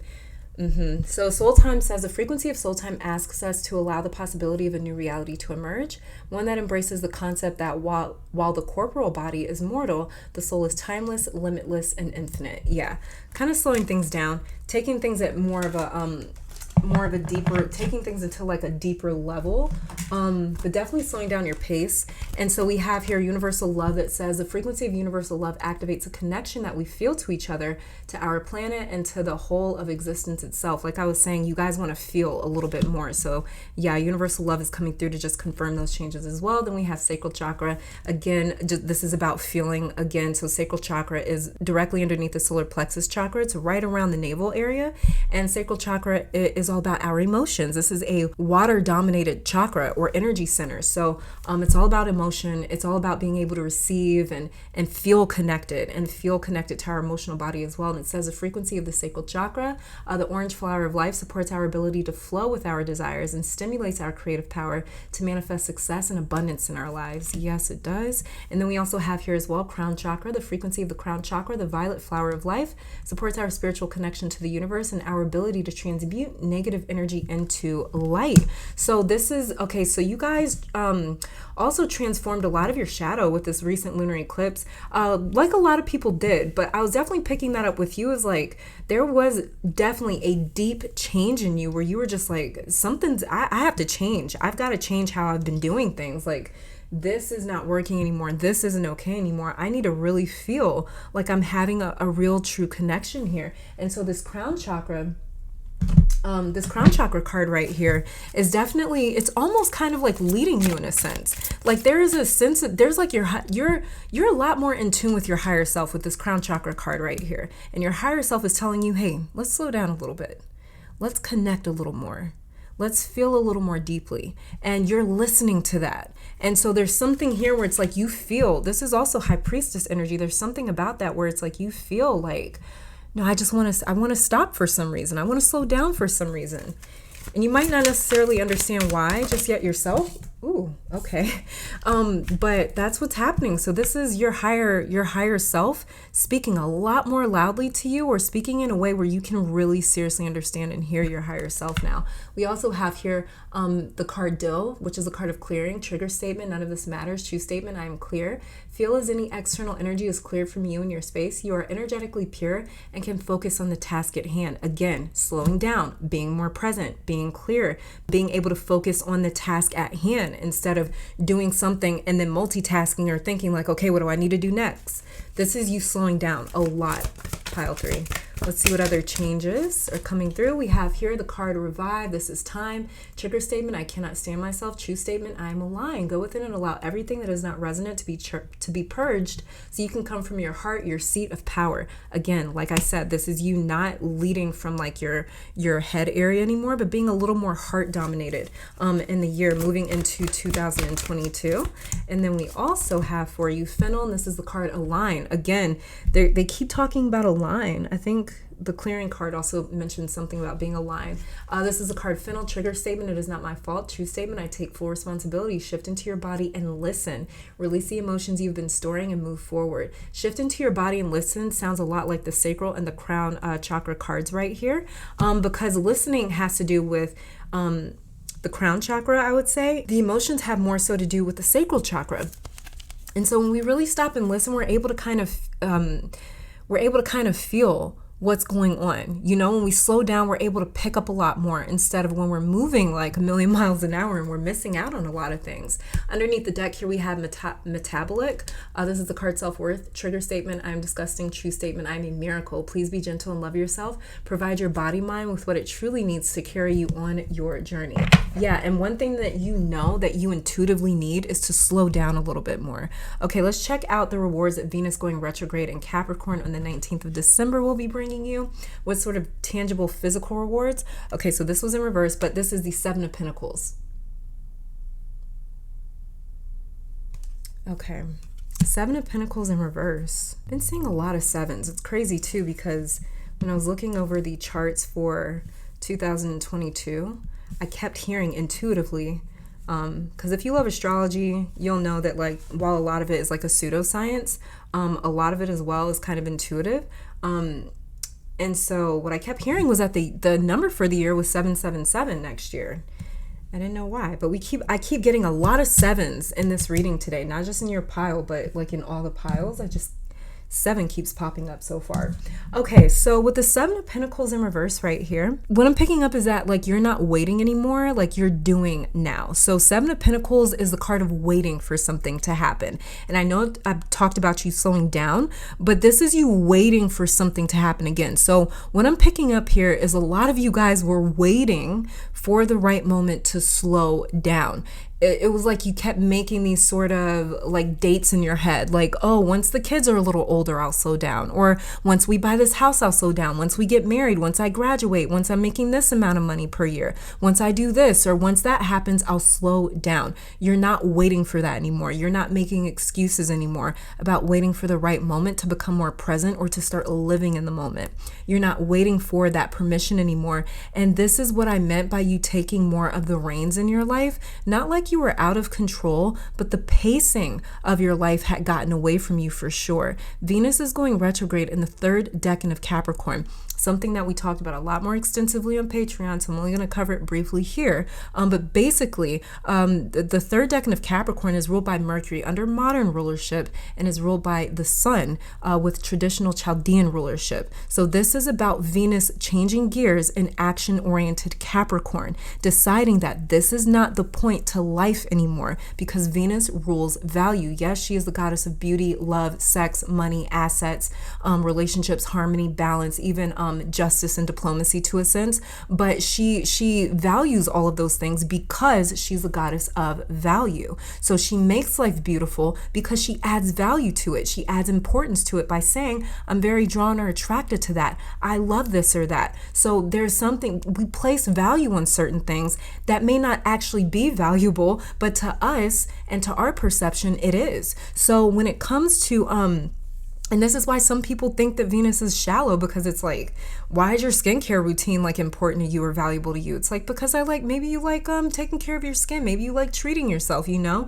And so a lot of people have opinions about Venus being a little shallow, but she's not shallow. It's just her own personal definition of what is valuable and important to her. So with you guys here, this is you guys deciding what is valuable to you. So you're deciding that this is not the point to life anymore. This is not the priority anymore. Living this way is not valuable or working for me anymore. This is not what I want to look back on and have said, this is what I made of my life, or this is how I spent my life. Because Capricorn rules the MC, the highest point of the chart, and this is having a big impact on your highest aspiration and goals, your priorities, and what is most important to you. And what I'm also picking up about that is the fact that some of you guys, you want to change your priorities because you have kids watching you, or you have someone younger watching you, and you don't want them to start picking it up. Or you could have just recently become a new parent, or you may be finding out that you will be having a child pretty soon. That may have been something that really changed you, and you're like, you know what, I don't want them to see me working this hard. I don't want them to think that this is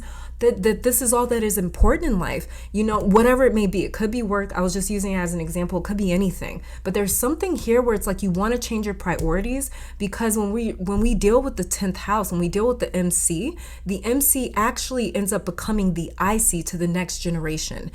So the 10th house, which is the highest point in our chart, is what we're aiming for. It's what we really want to be in the future, you know? So it's like, if we could look back on our life and be like, wow, I actually accomplished and achieve something, that's your MC, that's your 10th house.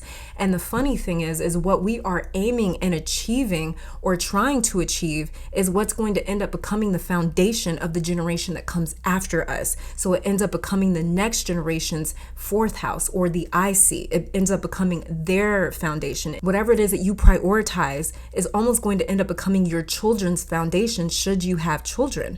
Okay. And this is what I'm seeing for some of you, is like, I don't want my kids to think that this is valuable. I don't want them to be raised on these values or on these sort of principles, thinking that this is all that's important in life. So there's something here that's really made you guys have a hangman moment, and you're just like, no, I don't want that anymore, because I know that that's not it, and I don't want my child to do that, or I don't want this to end up becoming my foundation. I don't want me chasing after something that I want so bad to end up becoming my normal, you know, my normal routine. I don't want that to end up becoming the only thing that fuels me and motivates me. You want life to mean a little bit more than whatever you've been prioritizing in the past. To you, Venus retrograding in Capricorn is bringing the gift or reward of placing more value in the moment, being more present, and not having to wait for the right time or the right moment to slow down. This is hangman energy for sure. The physical rewards are going to happen the moment that you slow down. You know the saying, like, when you feel like you don't have time is when you need to make time. The moment that you make time for something is when these opportunities are going to just open up like crazy. They're just going to sort of blossom. 7 of Swords, or 7 of Pentacles, are physical, tangible opportunities or rewards that you've been sitting on, or they have been there the entire time, but because you've been moving so fast, you may have missed or overlooked them or not noticed them. So definitely check your emails, check your texts, your voicemails, call that person back, take up the offer to go out to dinner, whatever you said, whatever and wherever you have said, I'd like to do that, but I can't, or I don't have the time, is where Venus is saying slow down and make the time, because your reward is there. So this could also be as well like enjoying someone before they have to leave too. Like someone that you love may be getting like a new job in the future that you don't know about, and they don't know about it, or they may get into a new relationship or come into some sort of new chapter in their life where they have to move away or travel, or they don't have as much time anymore for the relationship maybe, and that's only for a couple of you. but your time with someone may be limited because of another responsibility or opportunity that's coming in for them. You know, you'll be able to look back on that and be like, damn, I'm glad I got to spend some quality time with them before they moved or like got this new job or, you know, whatever it may be. But whatever this is, it's like you've either been sitting on it or overlooking it, or you haven't realized yet that this is a blessing that you haven't gotten to enjoy just yet, which is really cool. It's really interesting. So let's see, let's get some abundance cards here just to see if there's any other tangible blessings that Venus wants to highlight for you. Look, companionship. Yeah, I was talking about deeper connection. So we have giving someone your complete presence is an astonishing gift. Exactly what I was talking about. So that's another thing, another tangible thing that Venus is bringing in is you having this deeper connection with someone because you're able to spend more quality time with them. And then we also have here reframed. This is happening for me, not to me. Yeah, so this is, again, just placing importance on something that you used to kind of just push to the back burner because you didn't really have the time to focus on something. And then we also have for you outrageous openness. And it says, dear love, open me to your will. Release me from my attachments. Surprise and delight me with your plan. You know what is needed, and I am open to receive. Yeah, this is also that sacral chakra kind of coming in again as well, with this outrageous openness right here. And then we also have underneath the deck for you, we've got extraordinary. There's a wild and impetuous uniqueness to you that deserves to be honored. So this is about some sort of uniqueness that you're missing out on. You see this peacock here? There's like some sort of beauty or something that you're kind of missing out on, because that's the thing about a peacock, like until they open their wings and they kind of blossom or open up again with this outrageous openness and sacral chakra right here. Once they open up, we don't really know, you know, like I can imagine the first human that saw the peacock like open up their what is that, wings, feathers, whatever it is for the first time. They were probably like, wow, who knew you were hiding all that under there? So, you know, there's something here where it's like, there's something special that's concealed under something that seems to be mundane or ordinary, or like, oh, there, you know, there's nothing that's that important over there, but there is actually. So there's something very extraordinary, a very unique, extraordinary experience that's waiting on you. And once you slow down, you'll be able to actually recognize that and realize that and actually enjoy it. Let's check out what the end of the North-South node in Gemini and Sagittarius will be bringing to you, as this is closing out a 18-month cycle. So let's see what we have. Oh, we've got the 7 of Wands. Okay. More 7 energy. Yeah. Okay, so somewhere my pile 3s have been quite absent. And the 7 of Wands here is you saying like, oh my God, I'm so glad that I was able to be there because you needed me. Like I'm actually hearing somebody say that. There's someone else coming through too, and they feel a little younger than you maybe, but there's like an important person coming through that hasn't had the backup that they have needed. And you being able to slow down gives you the chance to add some other things to your plate. So for example, like let's say that like you've been so busy with work that when you decide to slow down a little bit, you realize that like your kid has been having issues with maybe like another kid at school or something. And you wouldn't have known if you wouldn't have spent some quality time with them or really sat down and talked to them and been like, what's going on, you know?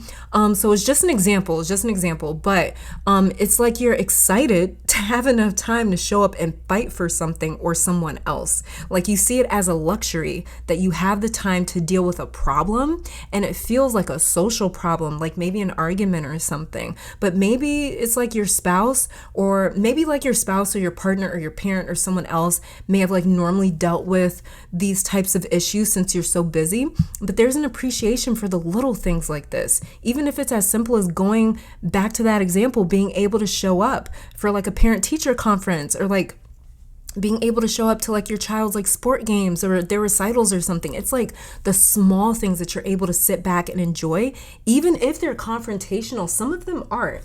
As you can see with this particular 7 of Wands, he's not necessarily fighting them. He's just kind of looking at them. And so with the 7 of Wands being here, it's like this could have been something where it's like, it could have been maybe like your kid had a soccer game or something and you had to miss it because of work. So it's like it's something as small as a soccer game. You were fighting so hard to be able to get there, or to be able to get there on time, or to be able to get there so your kid can see you like in the audience or in the stands or something. I don't know why I keep referring to like kids in this. So I don't know if most of you guys in this pile maybe have kids or something, or like maybe a niece or a nephew or a younger sibling, a younger brother or sister that really looks up to you. This is somebody that like really looks up to you, but unfortunately you just don't have the time to put into like the energy and the effort into this relationship, and they love you so much. So it's like these little things that you've been fighting to do, like, and it's like these things that you feel bad about. It's like I would love to be able to make it to your soccer game, but I can't. And it's like you're really, and it's like it seems small to other people, like you really can't make it to like a hour soccer game, and it's like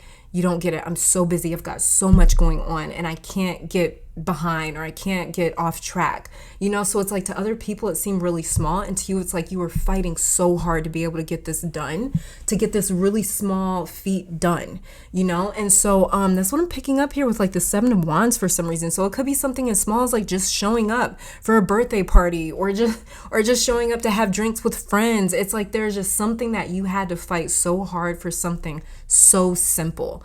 And like I said, he's not actually fighting in this particular Seven of Wands. He's just looking at them. So it might not be like that big of an issue as a Seven of Wands is normally taken as, because Seven of Wands is normally the card of like being outnumbered and being overwhelmed. But in this card here, he's just kind of like observing, like, all right, you know, I'd love to be there, but I can't. So it's like you're starting to, you see this as like a luxury, just being able to do something small. And instead of like getting someone else to do it, or instead of like being like, I can't because I got work, and instead of being the person that like always flakes, or is always late, or is always like canceling, or is always saying, no, I can't do this and I can't do that. It's like there's something about just being able to do those small things that it just changes everything for you. There's also the sense too of even some of you being able to show up for a confrontation that's exciting for you. It's like, I'm happy I was able to be there for them. I keep hearing for some reason. So I don't know if there's someone in your life right now fighting a battle, but they need extra like help or support because they're outnumbered or overwhelmed right now. And there's something so sweet and endearing about being able to look back on the situation and being able to say, like, I was there. And I'm also picking up that there's some things that you guys weren't able to maintain in the last year in 2021 that you were excited to be able to give your all, or to be able to focus on. So like this could be your health for some of you that you're fighting for, or you're fighting a change. This could be education, getting your degree and having more time to focus on that, and to like fight for a good grade, you know? Like this could be a relationship that you're showing up to put more energy into and to fight to keep in your life. There's something you've been wanting to fight for that you can put all of yourself into now with the end of this 18-month North Nodes, South Nodes cycle, which is really, really incredible. For my pile threes, because you guys have just you've really been wanting to do this. So let's see, let's get some other cards here. Let's see what else the end of this North Node, South Node cycle could be bringing into your life.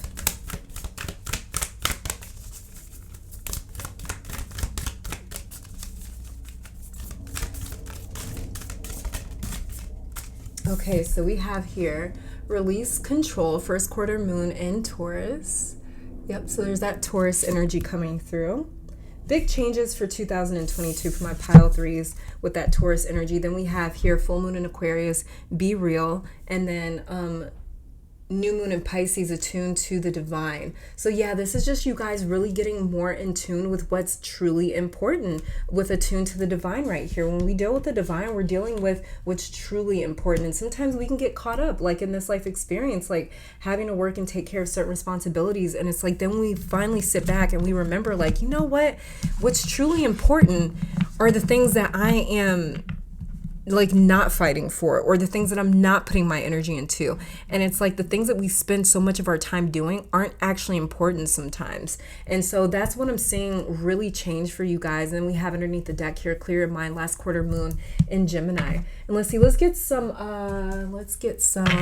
African goddess cards for you guys. Because this just felt like so right. So we have here Queen Nefertiti, alchemy. Yeah. This is you definitely, and then we have Gangansara, resistance. Wherever it was you were facing that resistance before, like what I was talking about in the Seven of Wands, that's one of the biggest changes coming to you guys. Alchemy, instead of something being resistance for you or being like a Seven of Wands problematic type issue for you, you're actually going to turn that into like something that you can alchemize or something that alchemizes you. It's something that changes you. Like I said, being able to go from like fighting so hard to make it to that dance recital to finally all of a sudden it's like you make it to that dance recital and just you being there, you being in that audience where your kid can see you or your younger sibling or your niece or nephew or whoever is important to you, just an example.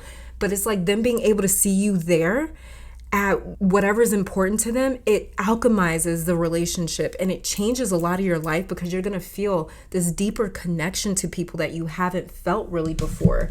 And then this also wanted to come off. So we have here Swatche, I believe, grounding in what's important. Like it says, attuned to the divine. This is about you grounding in what's important, finding new priorities. And then under the deck here, we have Aset, surrender. Beautiful. This is you. So some of you guys are definitely mothers because Aset is she is the goddess Isis, the Egyptian goddess Isis, and she's known as the mother. She's like the queen mother. She's like the mom of all moms in ancient Egyptian mythology. And she did a lot for her kid, but it was all on her own because Wazir, her lover, her husband, otherwise known as Osiris, was killed by her brother Set. So she had to really kind of be mom and dad to their son Horus Heru. So let's get some affirmations as well for this month. So yeah, it's really interesting that she came through for you guys underneath the deck here because it's like some of you guys, and I kept talking about kids for some reason. It's like some of you guys, okay, some of you guys may have kids. So we have here, what is that? Child, huh? What is this? What does this say? Something wonder. Oh, childlike wonder. Oh, childlike wonder. Oh, like I was talking about kids. Okay, so sorry it took so long. So it says here, it is often said that comparison is the thief of joy. So true, which can be true, but perhaps what robs us even more of pure unbounded joy is familiarity. Wow. It says, how beautiful, how wondrous is the world when we see things for the first time, like what I was talking about in your whole reading. And it says, through the wonder and awe of a child's eyes, we notice all the miraculous things we so often take for granted. Like I was saying, it's the little things that you guys are excited to get back to. It says, when we look not just with our eyes, but with our hearts, suddenly the air becomes crisper, the leaves become greener, and the ocean becomes deeper, and life becomes fuller. That's what's happening for you guys. Life is becoming fuller by being able to do those little things, or by starting to prioritize the little things at first that you just kind of felt like, I don't have the time for this, you know?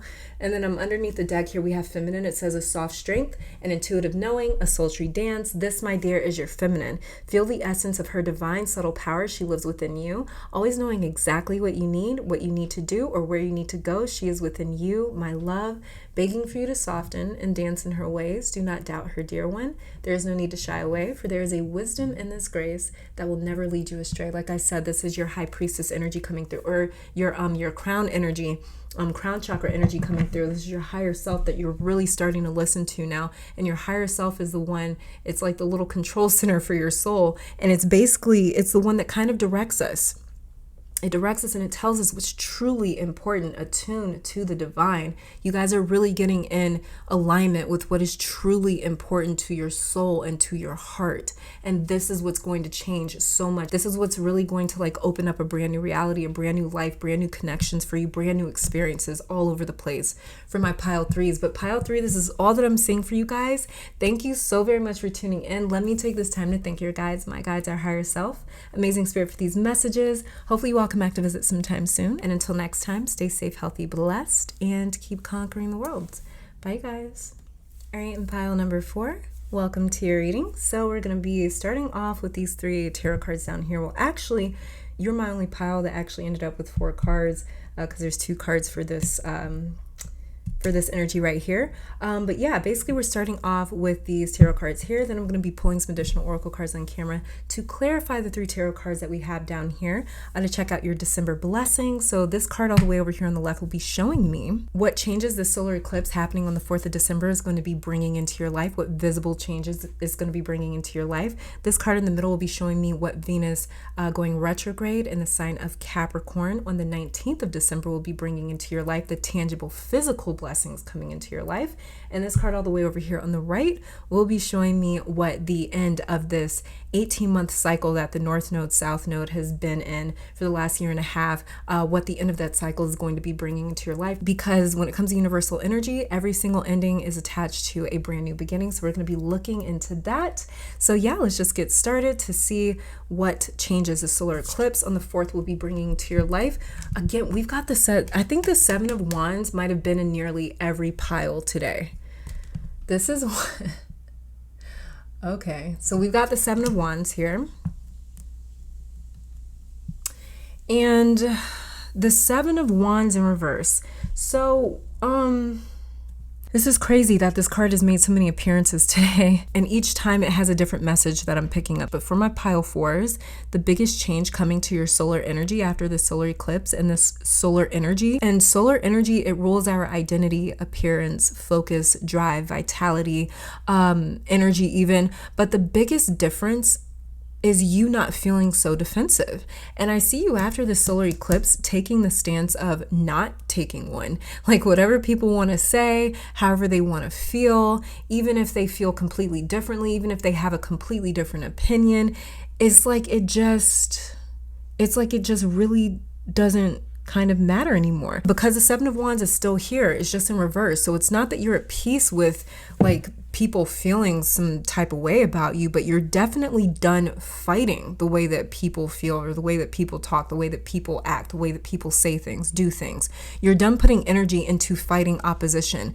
You may be a Sagittarius or any of the fire signs, Leo, Aries, Sagittarius may have very like dominant sort of placements in your natal chart. With the 7 of Wands here, 7 of Wands is actually ruled by Leo, but I see you taking the stance that people can attack me or my character all they want to, because it simply doesn't make it true.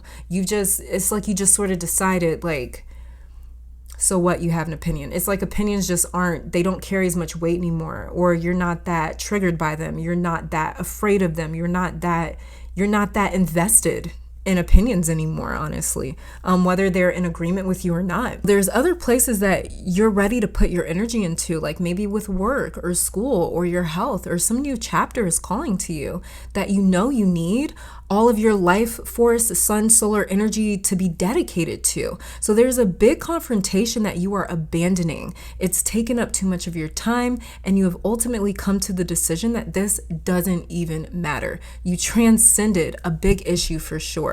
And it's weird. It's like you just woke up and stopped having any more fucks to give. Like you were looking for them, but you literally could not find the capacity to care anymore.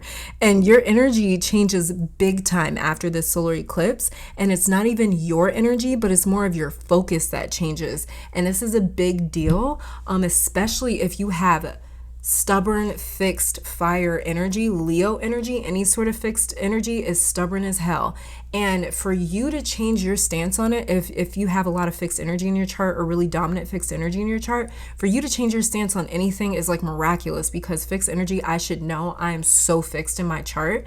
But like fixed energy it's extremely difficult to change. Even when you want to change it, it's like I would, but I can't, you know? So it's like the fact that you go from one end to the total opposite is wild. So this solar eclipse is having a massive change on you, and it's like you want to put your energy into something that you can affect now, or into someone that will try to listen and try to meet you halfway. But you are done stubbornly pushing against a door that won't budge open for you, that won't budge for you at all. Like you're done. You're just like, this is a waste of my time. It's not intelligent for me anymore to keep like focusing on this.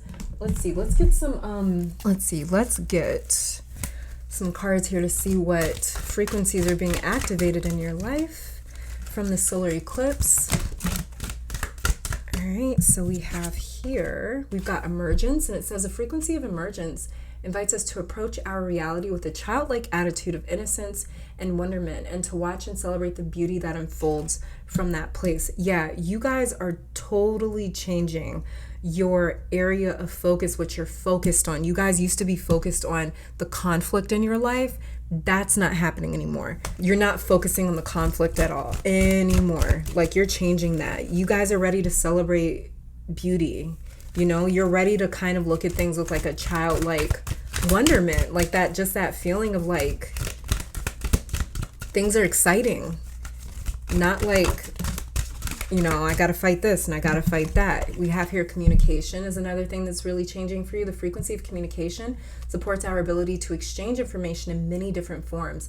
It reminds us to run every piece of information, both incoming and outcoming, through our heart, the center of our truth, to stay in the flow of source and balanced exchange. Yeah, so this is like balanced exchange. Again, this is just you guys not focusing on conflict anymore.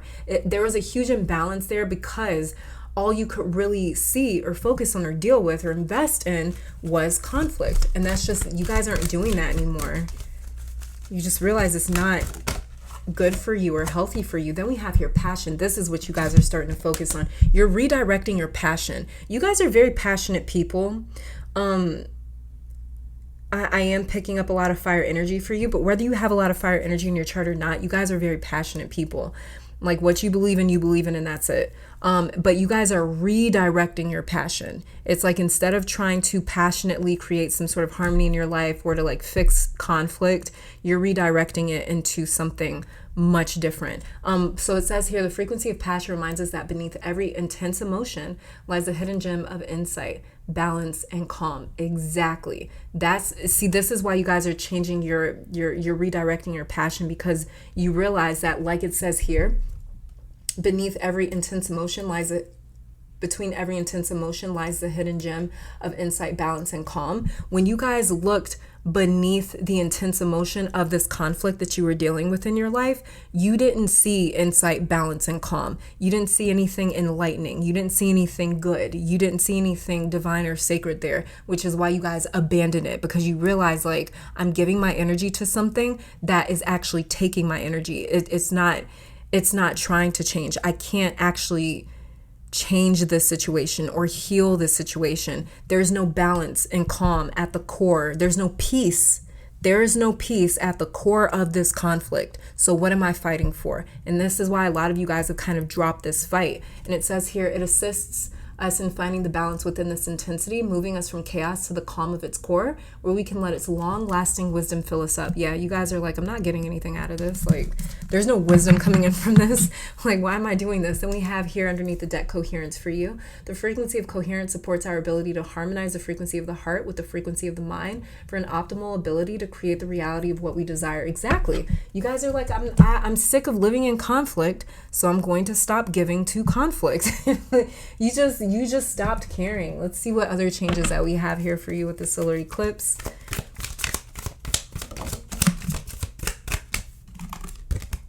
Then we have here geranium, the card of nurturing. Trigger statement, I am all in my head. True statement, I create with pleasure. Take time to rest, and in that time be open to creative pursuits. Surround yourself with things that please your senses and be gentle with yourself. Exactly. You guys are ready to surround yourself with something that's going to please you instead of like piss you off. You're done being angry. You're done being angry. You're done fighting. You're just done. You guys may have decided with that recent lunar eclipse that we had on the 19th of November in Taurus, you guys may have decided then, like, I'm done being angry. I'm done being afraid. I'm done fighting. I'm done. I'm ready. I'm so ready to have, like, experience pleasure, experience some harmony in my life. Why does it always have to be so difficult? You know, it's like you're just turned off by difficulty and conflict now. The next card that we have here is Basil, the card of inspiration. Trigger statement, I'm tired of it all. Exactly. True statement, I find strength in my purpose. Please rest and know that in this stillness you will find clarity around your purpose here. The need to cope will fall away as you find the question you are the answer to. You found the question, or you found the answer to that question. You were like, you know what? How do I invite more peace into my life? Oh, I know how. By exiting stage left when it comes to this annoying annoying as conflicted as situation, you guys are just like, you know what? I'm just gonna hit the abort button. I'm just gonna be out. And now you guys are able to focus more on things that inspire you and make you feel passionate, not because you're angry, but it makes you feel passionate because you're in love with something or you love to do something. So this is like the fun type of passion, not like the conflict type of passion, the fighting type of passion. And underneath the deck we have for you, repellent, the card, this is the card shielded. Ooh, it says trigger statement, I'm under attack. True statement, I am strong. You will clearly see what you are taking on from outside influences and release. Your energetic boundaries are fortified. Exactly what we've been talking about, pile 4. So yeah, this is really good news for you guys. Let's check out the physical tangible rewards that Venus going retrograde in Capricorn on the 19th of December is going to be bringing into your space. And so we have the 3 of Pentacles in reverse.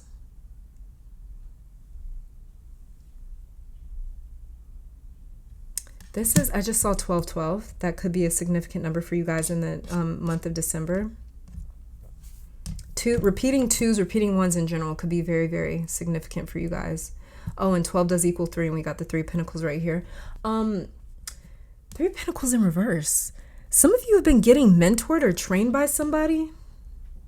That could have also been who you've been maybe like kind of like arguing or butting heads with a little bit too.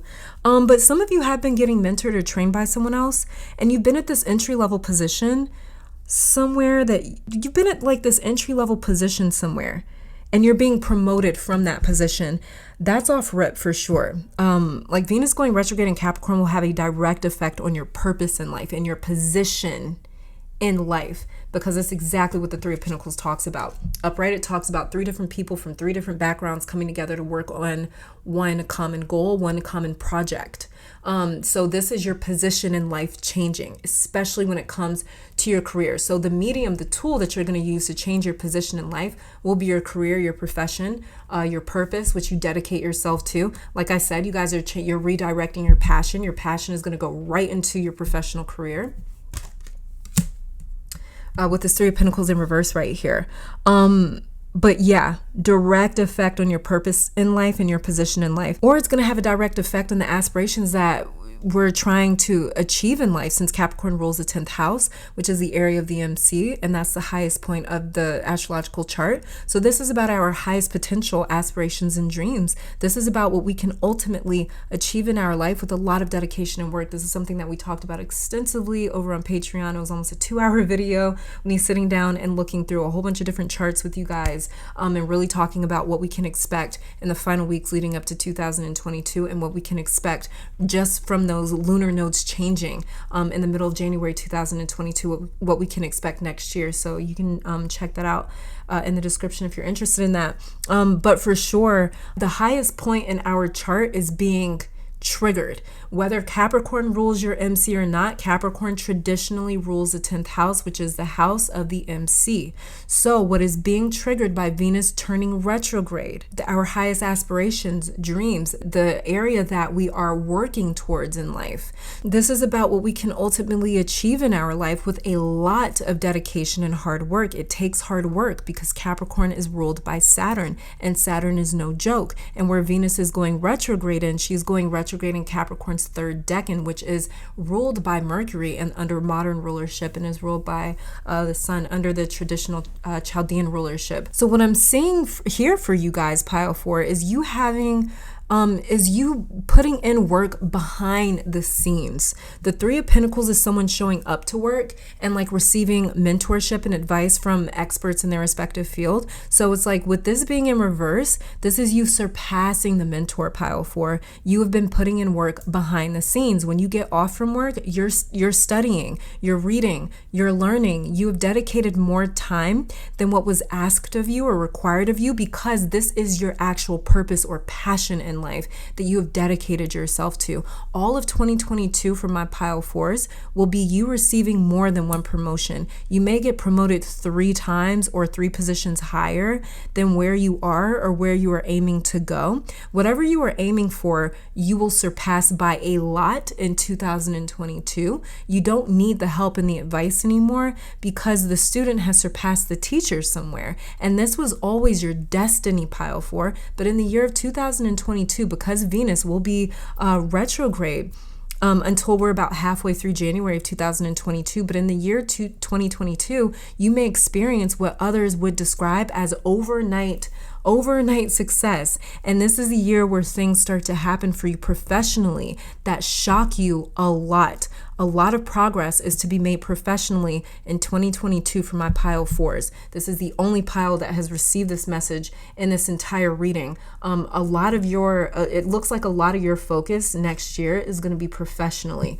There's going to be big upgrades in your career, in your professional career. Like I said, you may experience what others would describe as like overnight success. And this is the year where things start to happen for you professionally. A lot of progress to be made. And Venus turning retrograde is going to create that 18-month long opportunity for you because Venus, she only goes retrograde like every year and a half to like 2 years or so. So you'll see like the biggest physical changes to your career over the next year and a half. But this is also a part of an 8-year chapter for you professionally, pile 4, because it takes Venus around 8 years to return to the sign that she was in. So what you do now that you were meant to do. All right, you guys, I'm sorry, I had to change my battery, so the camera position may look a little different.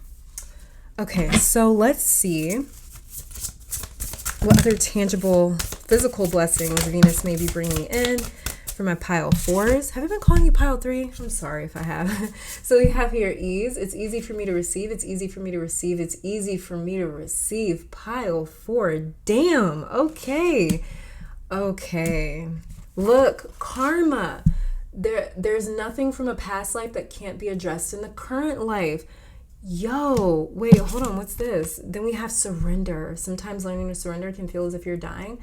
The ego learns what's hardest to stop trying to control the whole universe. Wow, okay. With this surrender card, what I'm hearing is whether you ask for it or not, whether you like it or not, there is a lot coming to you in the month of or in the year of 2022.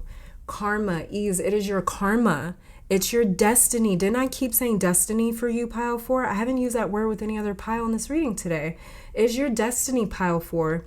It's your karmic destiny to receive some really big changes and some really big opportunities with ease.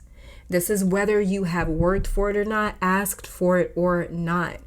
You guys, I'm thinking that you guys simply deciding I'm going to change my focus and start investing my energy elsewhere is what is bringing in this, what's bringing in a lot of these blessings, these karmic blessings very easily for you. Karmic blessings means that these are blessings that you should have received a minute ago, but your focus may have been elsewhere. Your focus may have been on this conflict. It's easy for me to receive. It's easy for me to receive. It's easy for me to receive. I can't even, like, this card just feels like, damn, like hot damn, pile 4. You got some big shit coming to you in 2022. Then we have here liberation. The doubts and fears still come up. You don't believe anymore that they're you. Like I was saying, you guys just stop. There's something that you just decide to stop investing in. Like you decide to stop believing something. For some of you, it's doubts. I'm gonna keep this one out for you too.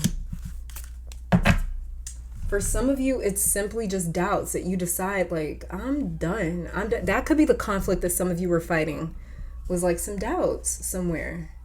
You may have picked another pile in this reading as well. I'm not going to say which one, but you'll probably know by me saying the word doubt if you did pick that pile. Yeah, it would be that pile. Okay, let's check out the end of the North and South Node cycle, what sort of blessing the end of that 18-month cycle is bringing in for you for the final month of 2021, heading into the year 2022. So you guys got 2 cards. You were the only pile to get 2 cards. You guys have been the only pile today for a lot of different things, except for the 7 of Wands. That's been showing up everywhere. So we have here, we've got Strength. We just talked about the Strength card over on Patreon. She had a whole episode to herself, and what a great episode. Then we also have here the Ace of Wands. I'm wondering how real I can get with my pile 4s.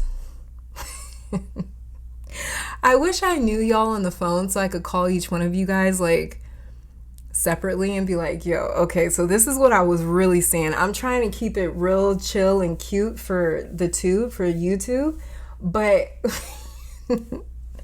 there's something that I'm like getting that's coming through so clearly with these 2 cards right here, and I can't say it the way that I want to say it. Whoever went through a breakup in 2021 is about to see a huge glow up. Okay, huge glow up.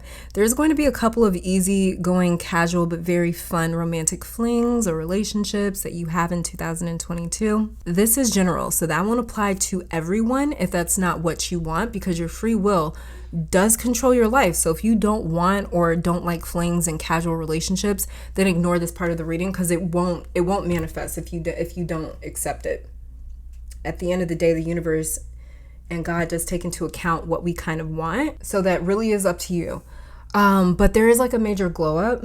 There could be like some casual relationships for those of you that have been maybe wanting some fun kind of casual, passionate flings, relationships, or, you know, maybe like relationships that you don't have to take too seriously or be too committed to, because you guys are so, your reading is so career oriented that a lot of my pile 4s, you'd be okay with not getting too serious with somebody, maybe for a good portion of next year or all of next year, because there's going to be a lot of like big changes with your career that happen crazy fast, and there are going to be changes that you manifest. This Ace of Wands to me almost looks like the Magician, how the Magician holds up that double-ended candle. So there is like a lot of manifesting that you guys are doing as well with this Ace of Wands. It's coming to pass in 2022. Really, really big manifestations. Like I said, you're going to surpass a lot of your goals in 2022 when it comes to your career especially. But even besides that, you guys are going to be quite sexy in 2022. Can I just get a little real with y'all? Y'all are going to be really sexy in 2022. I don't know. It's like, I don't know who picked this pile, but I can feel energetically what people are feeling when they look at you, and it's very magnetizing. It's like it's something about you that like I feel like I'm getting pulled to you as I'm looking at these 2 cards. So that's what I'm feeling with your presence, with your aura. A lot of you are going to be like the new it guy or the new it girl. Okay, I'm going to try to whisper this. If you got any kids around you, I'm going to just give you a couple seconds to turn the volume down a little. But this is also like really great sex in 2022. So I don't know who needed to hear that. I don't know how long it's been for some of you since it's been like some good sexual encounters, but this is like really good sex also coming in 2022. Okay, now you can turn the volume back up. I'm gonna get off of that, but I wanted to go a lot more in depth and a lot more, but we're not going to. I'll keep it cute. Anyways, yeah, a lot of you guys are gonna be like the new it guy or the new it girl in 2022. Like a lot of people are going to find you very attractive. And it's like you'll have this spell that like famous people have, is what it feels like. You know how famous people like get gawked at for who they are, because it's like you see them everywhere except for in your real every like day-to-day life, right? So when people see celebrities in person, it's like, wow, it's you. Like I see you all the time, but I never see you around, you know, like you don't run into celebrities at the Walmart or whatever. So it's like when you see them, it's like, wow, like it's crazy. So you're going to have that aura in 2022, pile 4. So some of you have very strong Taurus Scorpio energy with the North Node moving into the Taurus, into Taurus, and the South Node moving into Scorpio. So it's going to be on that Taurus Scorpio axis starting January 19th, 2022. And all the nodes is just lunar points, or it's the moon's lunar nodes. So basically the moon passes the ecliptic plane at 2 different points throughout the year. And every time it passes that ecliptic plane, which has a lot to do with the equinox and the 2 equinoxes and the 2 solstices that we have per year. So it gets technical. Head to Patreon if you want to know more. But basically, that is what the lunar nodes are. They're just mathematical points. It's just where the moon intersects the ecliptic plane, and it's at 2 different points. So once you know one node, you know the other one, because it's 180 degrees apart. But basically, some of you guys do have strong Taurus Scorpio energy.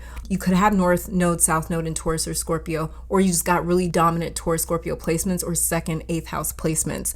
But some of you may receive a lot of attention for something that you do. And oh yeah, I kept talking about you surpassing the teacher and being promoted or going off and like doing your own thing. So yeah, again, this is your destiny, that you were meant to have a lot of attention in 2022. The word destiny I keep coming back to. So we actually just talked about the Strength card, like I mentioned earlier. And so we talked about how her card, or this card, can allude to some form of fame, whether it's like local fame, global fame, internet fame. This card alludes to that because the Strength card is a damn freak show. Like, look at it.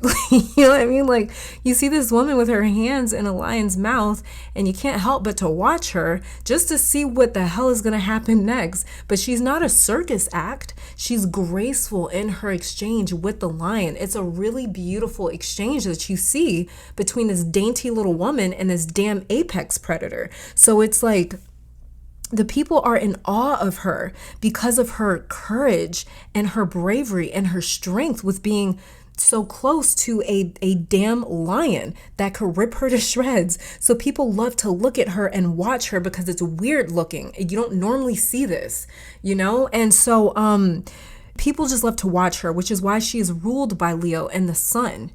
So, or this card is, Strength is ruled by Leo and the sun. So Leo energy, sun energy, 5th house energy is other people's energy or attention being focused onto you. And then we've got the damn Ace of Wands here as well. This is an entirely new experience, having all this attention focused on you.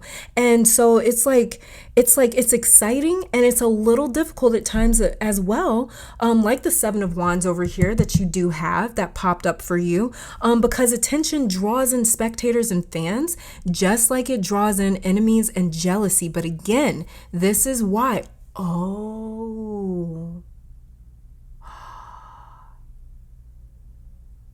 this is why the 7 of Wands is here for you, pile 4. Okay, this shit just hit me. So get this, Leo energy, sun energy, 5th house energy. Leo energy does keep coming up for you. 7 of Wands is ruled by by Leo energy. This is exactly why the solar eclipse changes your frequency with the 7 of Wands over here in reverse. Like I said about the 7 of Wands in reverse, you stop caring about fighting other people, or you stop being so defensive and you just let people talk, because that shit comes with the territory. When you have all this attention on you, you draw in fans just like you draw in haters. When you have attention like that, that's what comes with fame and attention. And when the focus or the spotlight is on you, you are fucking meant for this, pile 4. Like I said, it is your destiny to have this attention or spotlight put on you in 2022. You are actually built for this. You know how to not let the attention, whether good or bad, get to you. That's a gift, because a lot of people don't know how to deal with this level of attention. And so they deal with it in really negative, counterproductive ways. That's not going to happen with you. That's why a lot of you have gone through a lot of difficulty with the 7 of Wands right here, just dealing with people and having a passion for the conflict, because you had to learn how to not give a shit about it. You had to learn how to not care, because many of you in pile 4, I want to say all of you in pile 4, if you have intuitively selected this pile because you were intuitively drawn to it, I want to say all of you, and I never say that, but I want to say all of you are destined in 2022 for some level of notoriety, attention, or fame. For some level of it. Like I said, it could be local, it could be internet, it could be global. But either way, a lot of you are destined for this. And this is why you had to go through that 7 of Wands, because you had to learn how to shut out that noise. You had to learn how to be like, you know what? I don't care. mute button, you know? And it's like they're still going, but you hit the mute button and you're just chilling now. You had to learn how to do that so you could deal with this level of attention. But you find some sense of personal validation that frees you from caring about other people's opinions. The Ace of Wands is bringing you a lot of suitors, admirers, fans, you know, quote unquote, just attention in general. It's just attention in general that's coming through. Let's see, let's get some other cards here. Get a little bit more, some other changes that might not have picked up. So we have here New Moon and Virgo, trust all will be well. Everything's going to be fine. I feel like because this Ace of Wands is here, this is talking about a new experience for you guys. And this new experience for you is it may cause a little bit of anxiety because you're like, how do I handle this? How do I handle that? You're going to be like kind of new to this experience right here where you're getting all this attention, but you're not new to this passion. This passion is yours. This passion is your destiny. Like we talked about, this Three of Pentacles in reverse. We also have New Moon and Gemini. Think it through. Think it through as well as talk it through with this Gemini energy. Talk it through with the people closest to you that really know you, that you really trust. Make sure that you talk yourself kind of through this new experience or having all this attention with somebody that you really trust and somebody that really knows you. Your circle needs to get a lot smaller. Another thing that this Three of Pentacles is kind of saying in 2022. So if you are the type of person that has like a lot of friends, a lot of acquaintances, you know, a lot of people, your circle needs to get a lot smaller, a lot tighter for 2022 to kind of prepare for all that new attention that comes through. And then we also have here New Moon in Libra, know you are loved. Yeah, you guys are going to have a lot of attention, a lot of people that kind of see you in that light where it's like you have a lot of admirers, you have a lot of fans, you have a lot of people that love you, but as well as too, this is also a reminder for you. So when you're getting attention, it's sometimes you're going to get a couple of haters or whatever. Fuck them at the end of the day. Like they're too busy tweeting from their couch. Okay. They're not even living a life. So if anybody's hating on you and what you got going on, just realize at the end of the day, it's simply just jealousy. And this is a reminder right here, New Moon and Libra, that's saying, no, you are loved. Okay. Do not let no damn hater or no damn jealous ass person or nobody tweeting from their mother's couch to tell you anything about you, okay? But I'm pretty sure that you guys are going to be fine with that Strength card right here. This is you guys being strong enough to deal with this. You've already been through the Seven of Wands. You know how to deal with a hater better than just about anybody else. We also have here underneath the deck, look, this is what I've been talking about. Focus on the positive. New Moon in Sagittarius. Focus on the positive. Focus on the people that love you. That's your reminder. So if it does get to the point where you're just like, damn, these haters are getting on my damn nerves, you know, and it might not even be haters that gets you. It could be like friends. It could be family. It could be the people that know you that develop a little bit of jealousy because of what you got going on. And just focus on the positive. You already learned how to do it. Don't forget it, because you're going to be tested with this. You passed this lesson, so you may be tested with it when all this attention comes through. And it's not because the universe is testing you anymore. You already passed that lesson, but it's just simply because of the fact that you have mastered this lesson that sometimes we deal with it again, because it's like, well, you know how to deal with it. You got the tools, you got the resources, you know how to deal with this. So it's like when we do deal with it, it's not like we're actually dealing with it. It's just something, it's just an experience that we have to sort of pass through because you've already passed the lesson. So it's not necessarily like something that you got to learn through or anything like that. You already know how to handle this. You got all the tools, all the resources, all the energy, all the strength and the courage and the bravery and the diplomacy and the intelligence that you need to be able to kind of navigate this, all this new attention coming in. Let's hear from some African goddesses for you. So we have here Mama Jumbo, shine. See, you guys are supposed to shine in 2022. I'm not playing with y'all. And then we also have here Yasigi, live out loud. Again, this is you guys being loud in 2022. People paying attention to you because something about you is loud. And it's not that you're just like yelling from the rooftops, but it's just about you like shining brightly. Okay. Then we also have here Ma'at, giving and receiving. Beautiful. So you guys, yeah, that's that karma. That's that karma that we talked about with this card right here.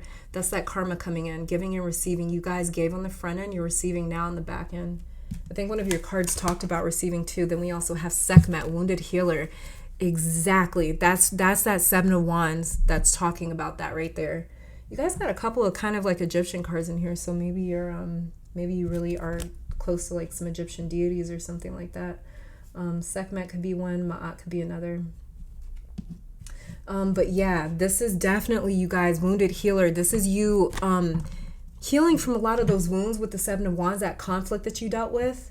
Because you guys had to surrender to this conflict. Like, you had to walk away from it. You had to throw in the towel. And that wasn't easy for you guys with that fixed energy that I was picking up. It's not easy for a fixed energy person to throw in the towel and give up. We do not give up when it comes to fixed energy ass people. We don't know how to give up. So for you guys, it was very difficult in terms of like giving up on that conflict and not being able to harmonize it yourself. Some of you are Tauruses then too. If you've got fixed energy that loves to harmonize, that would make you a Taurus, because Venus rules Taurus and she's extremely charming, which is why she also rules Libra, the sign of the scales, which is all about justice, balance, harmony, symmetry, things like that. So with this wounded healer right here, this is you guys getting past that conflict and getting to a place where it's like, I'm wounded, yes, but I'm also healed from it, and I also know how to deal with it. You guys have moved past it. Like I said, you just kind of let it go. Underneath the deck we have here is set surrender, again with another Egyptian deity coming through. Some of you guys are very close to you have very close ties to some karmic energies here. I'll also keep her out here for you guys then too. And then let's also get an affirmation for this month of December for you guys. Let's see what we've got going on. Okay, and so we've got, it says prayer. It says, in times of need, in times of hurt, in times of anger, it is easy to turn outward and focus on what we do not have or what we want most. But remember, gentle soul, you are always allowed to ask for guidance, to ask for help, to ask how, to ask why. Do not forget that you are never alone. The divine is always with you. To seek it, my love, all you need to do is turn inward. That's exactly right. I think you guys have come to realize that after this Seven of Wands conflict, you guys have come to realize that I'm not actually fighting this conflict. I'm fighting a part of myself that feels as though I have to fight for something that I don't want to fight for anymore. There was a part of you that felt like you needed to be involved in the conflict because maybe you felt like you had a chance to fix it, to mediate it, but it's like, eventually you sort of realize, like, why am I giving to this? This is just a toxic ass situation. So this is something that you guys kind of realize, like, you know, when I kind of decide I'm ready for peace, I'm ready to surrender to whatever this conflict is and be done with it. That's when peace flows in. And then underneath the deck here we have for you, feel. And it says, the range of our emotions is meant to be experienced fully, beautifully, and wholly, yet we are taught to suppress the less pretty emotions for fear that they keep at bay the more desirable ones, the ones that are more pleasant to feel. But to numb one end of the spectrum is to numb the full breadth of our human experience. Allow yourself to feel it all. Depth in the sorrow, heat in the anger, stuck in the impatience, radiance in the joy, lusciousness in the pleasure. And if it is any comfort, you can always remember to turn the dial up on some is to turn the dial up on all. Beautiful. Yeah, so this is about not being afraid to feel. So even if you do get back to that place where you're like, damn, I got over that conflict, why is it bothering me again? Because you're a human and it's okay to have a human experience. Like I said, you've already passed the lesson, but you may find that at some point later on down the line in the future that something does bother you that you feel as though like you've gotten over. It doesn't mean you haven't gotten over. It just means that you're a human. You're having a human experience. You're going to feel human emotions and you're going to have human reactions. And that's perfectly fine. Just because we heal something doesn't mean it just goes away and we never deal with it ever again. You know, it means that now we have the proper tools and the resources to deal with it. Now we have the proper tools to transcend it or to alchemize it, to transmute it and turn it into a benefit for us versus it just kind of beating up on us. And that's what it means to transcend something. It doesn't mean we'll never deal with it again. It just means that now we know how to deal with it in a productive way, in a way that's going to benefit you. But pile 4, beautiful reading. Thank you guys so much for tuning in. This is all that I'm seeing for you guys. Let me take this time to thank your guides, my guides, our higher self, and amazing spirit for these messages. Hopefully you all come back to visit sometime soon. And until next time, stay safe, healthy, blessed, and keep conquering the world. Bye, guys.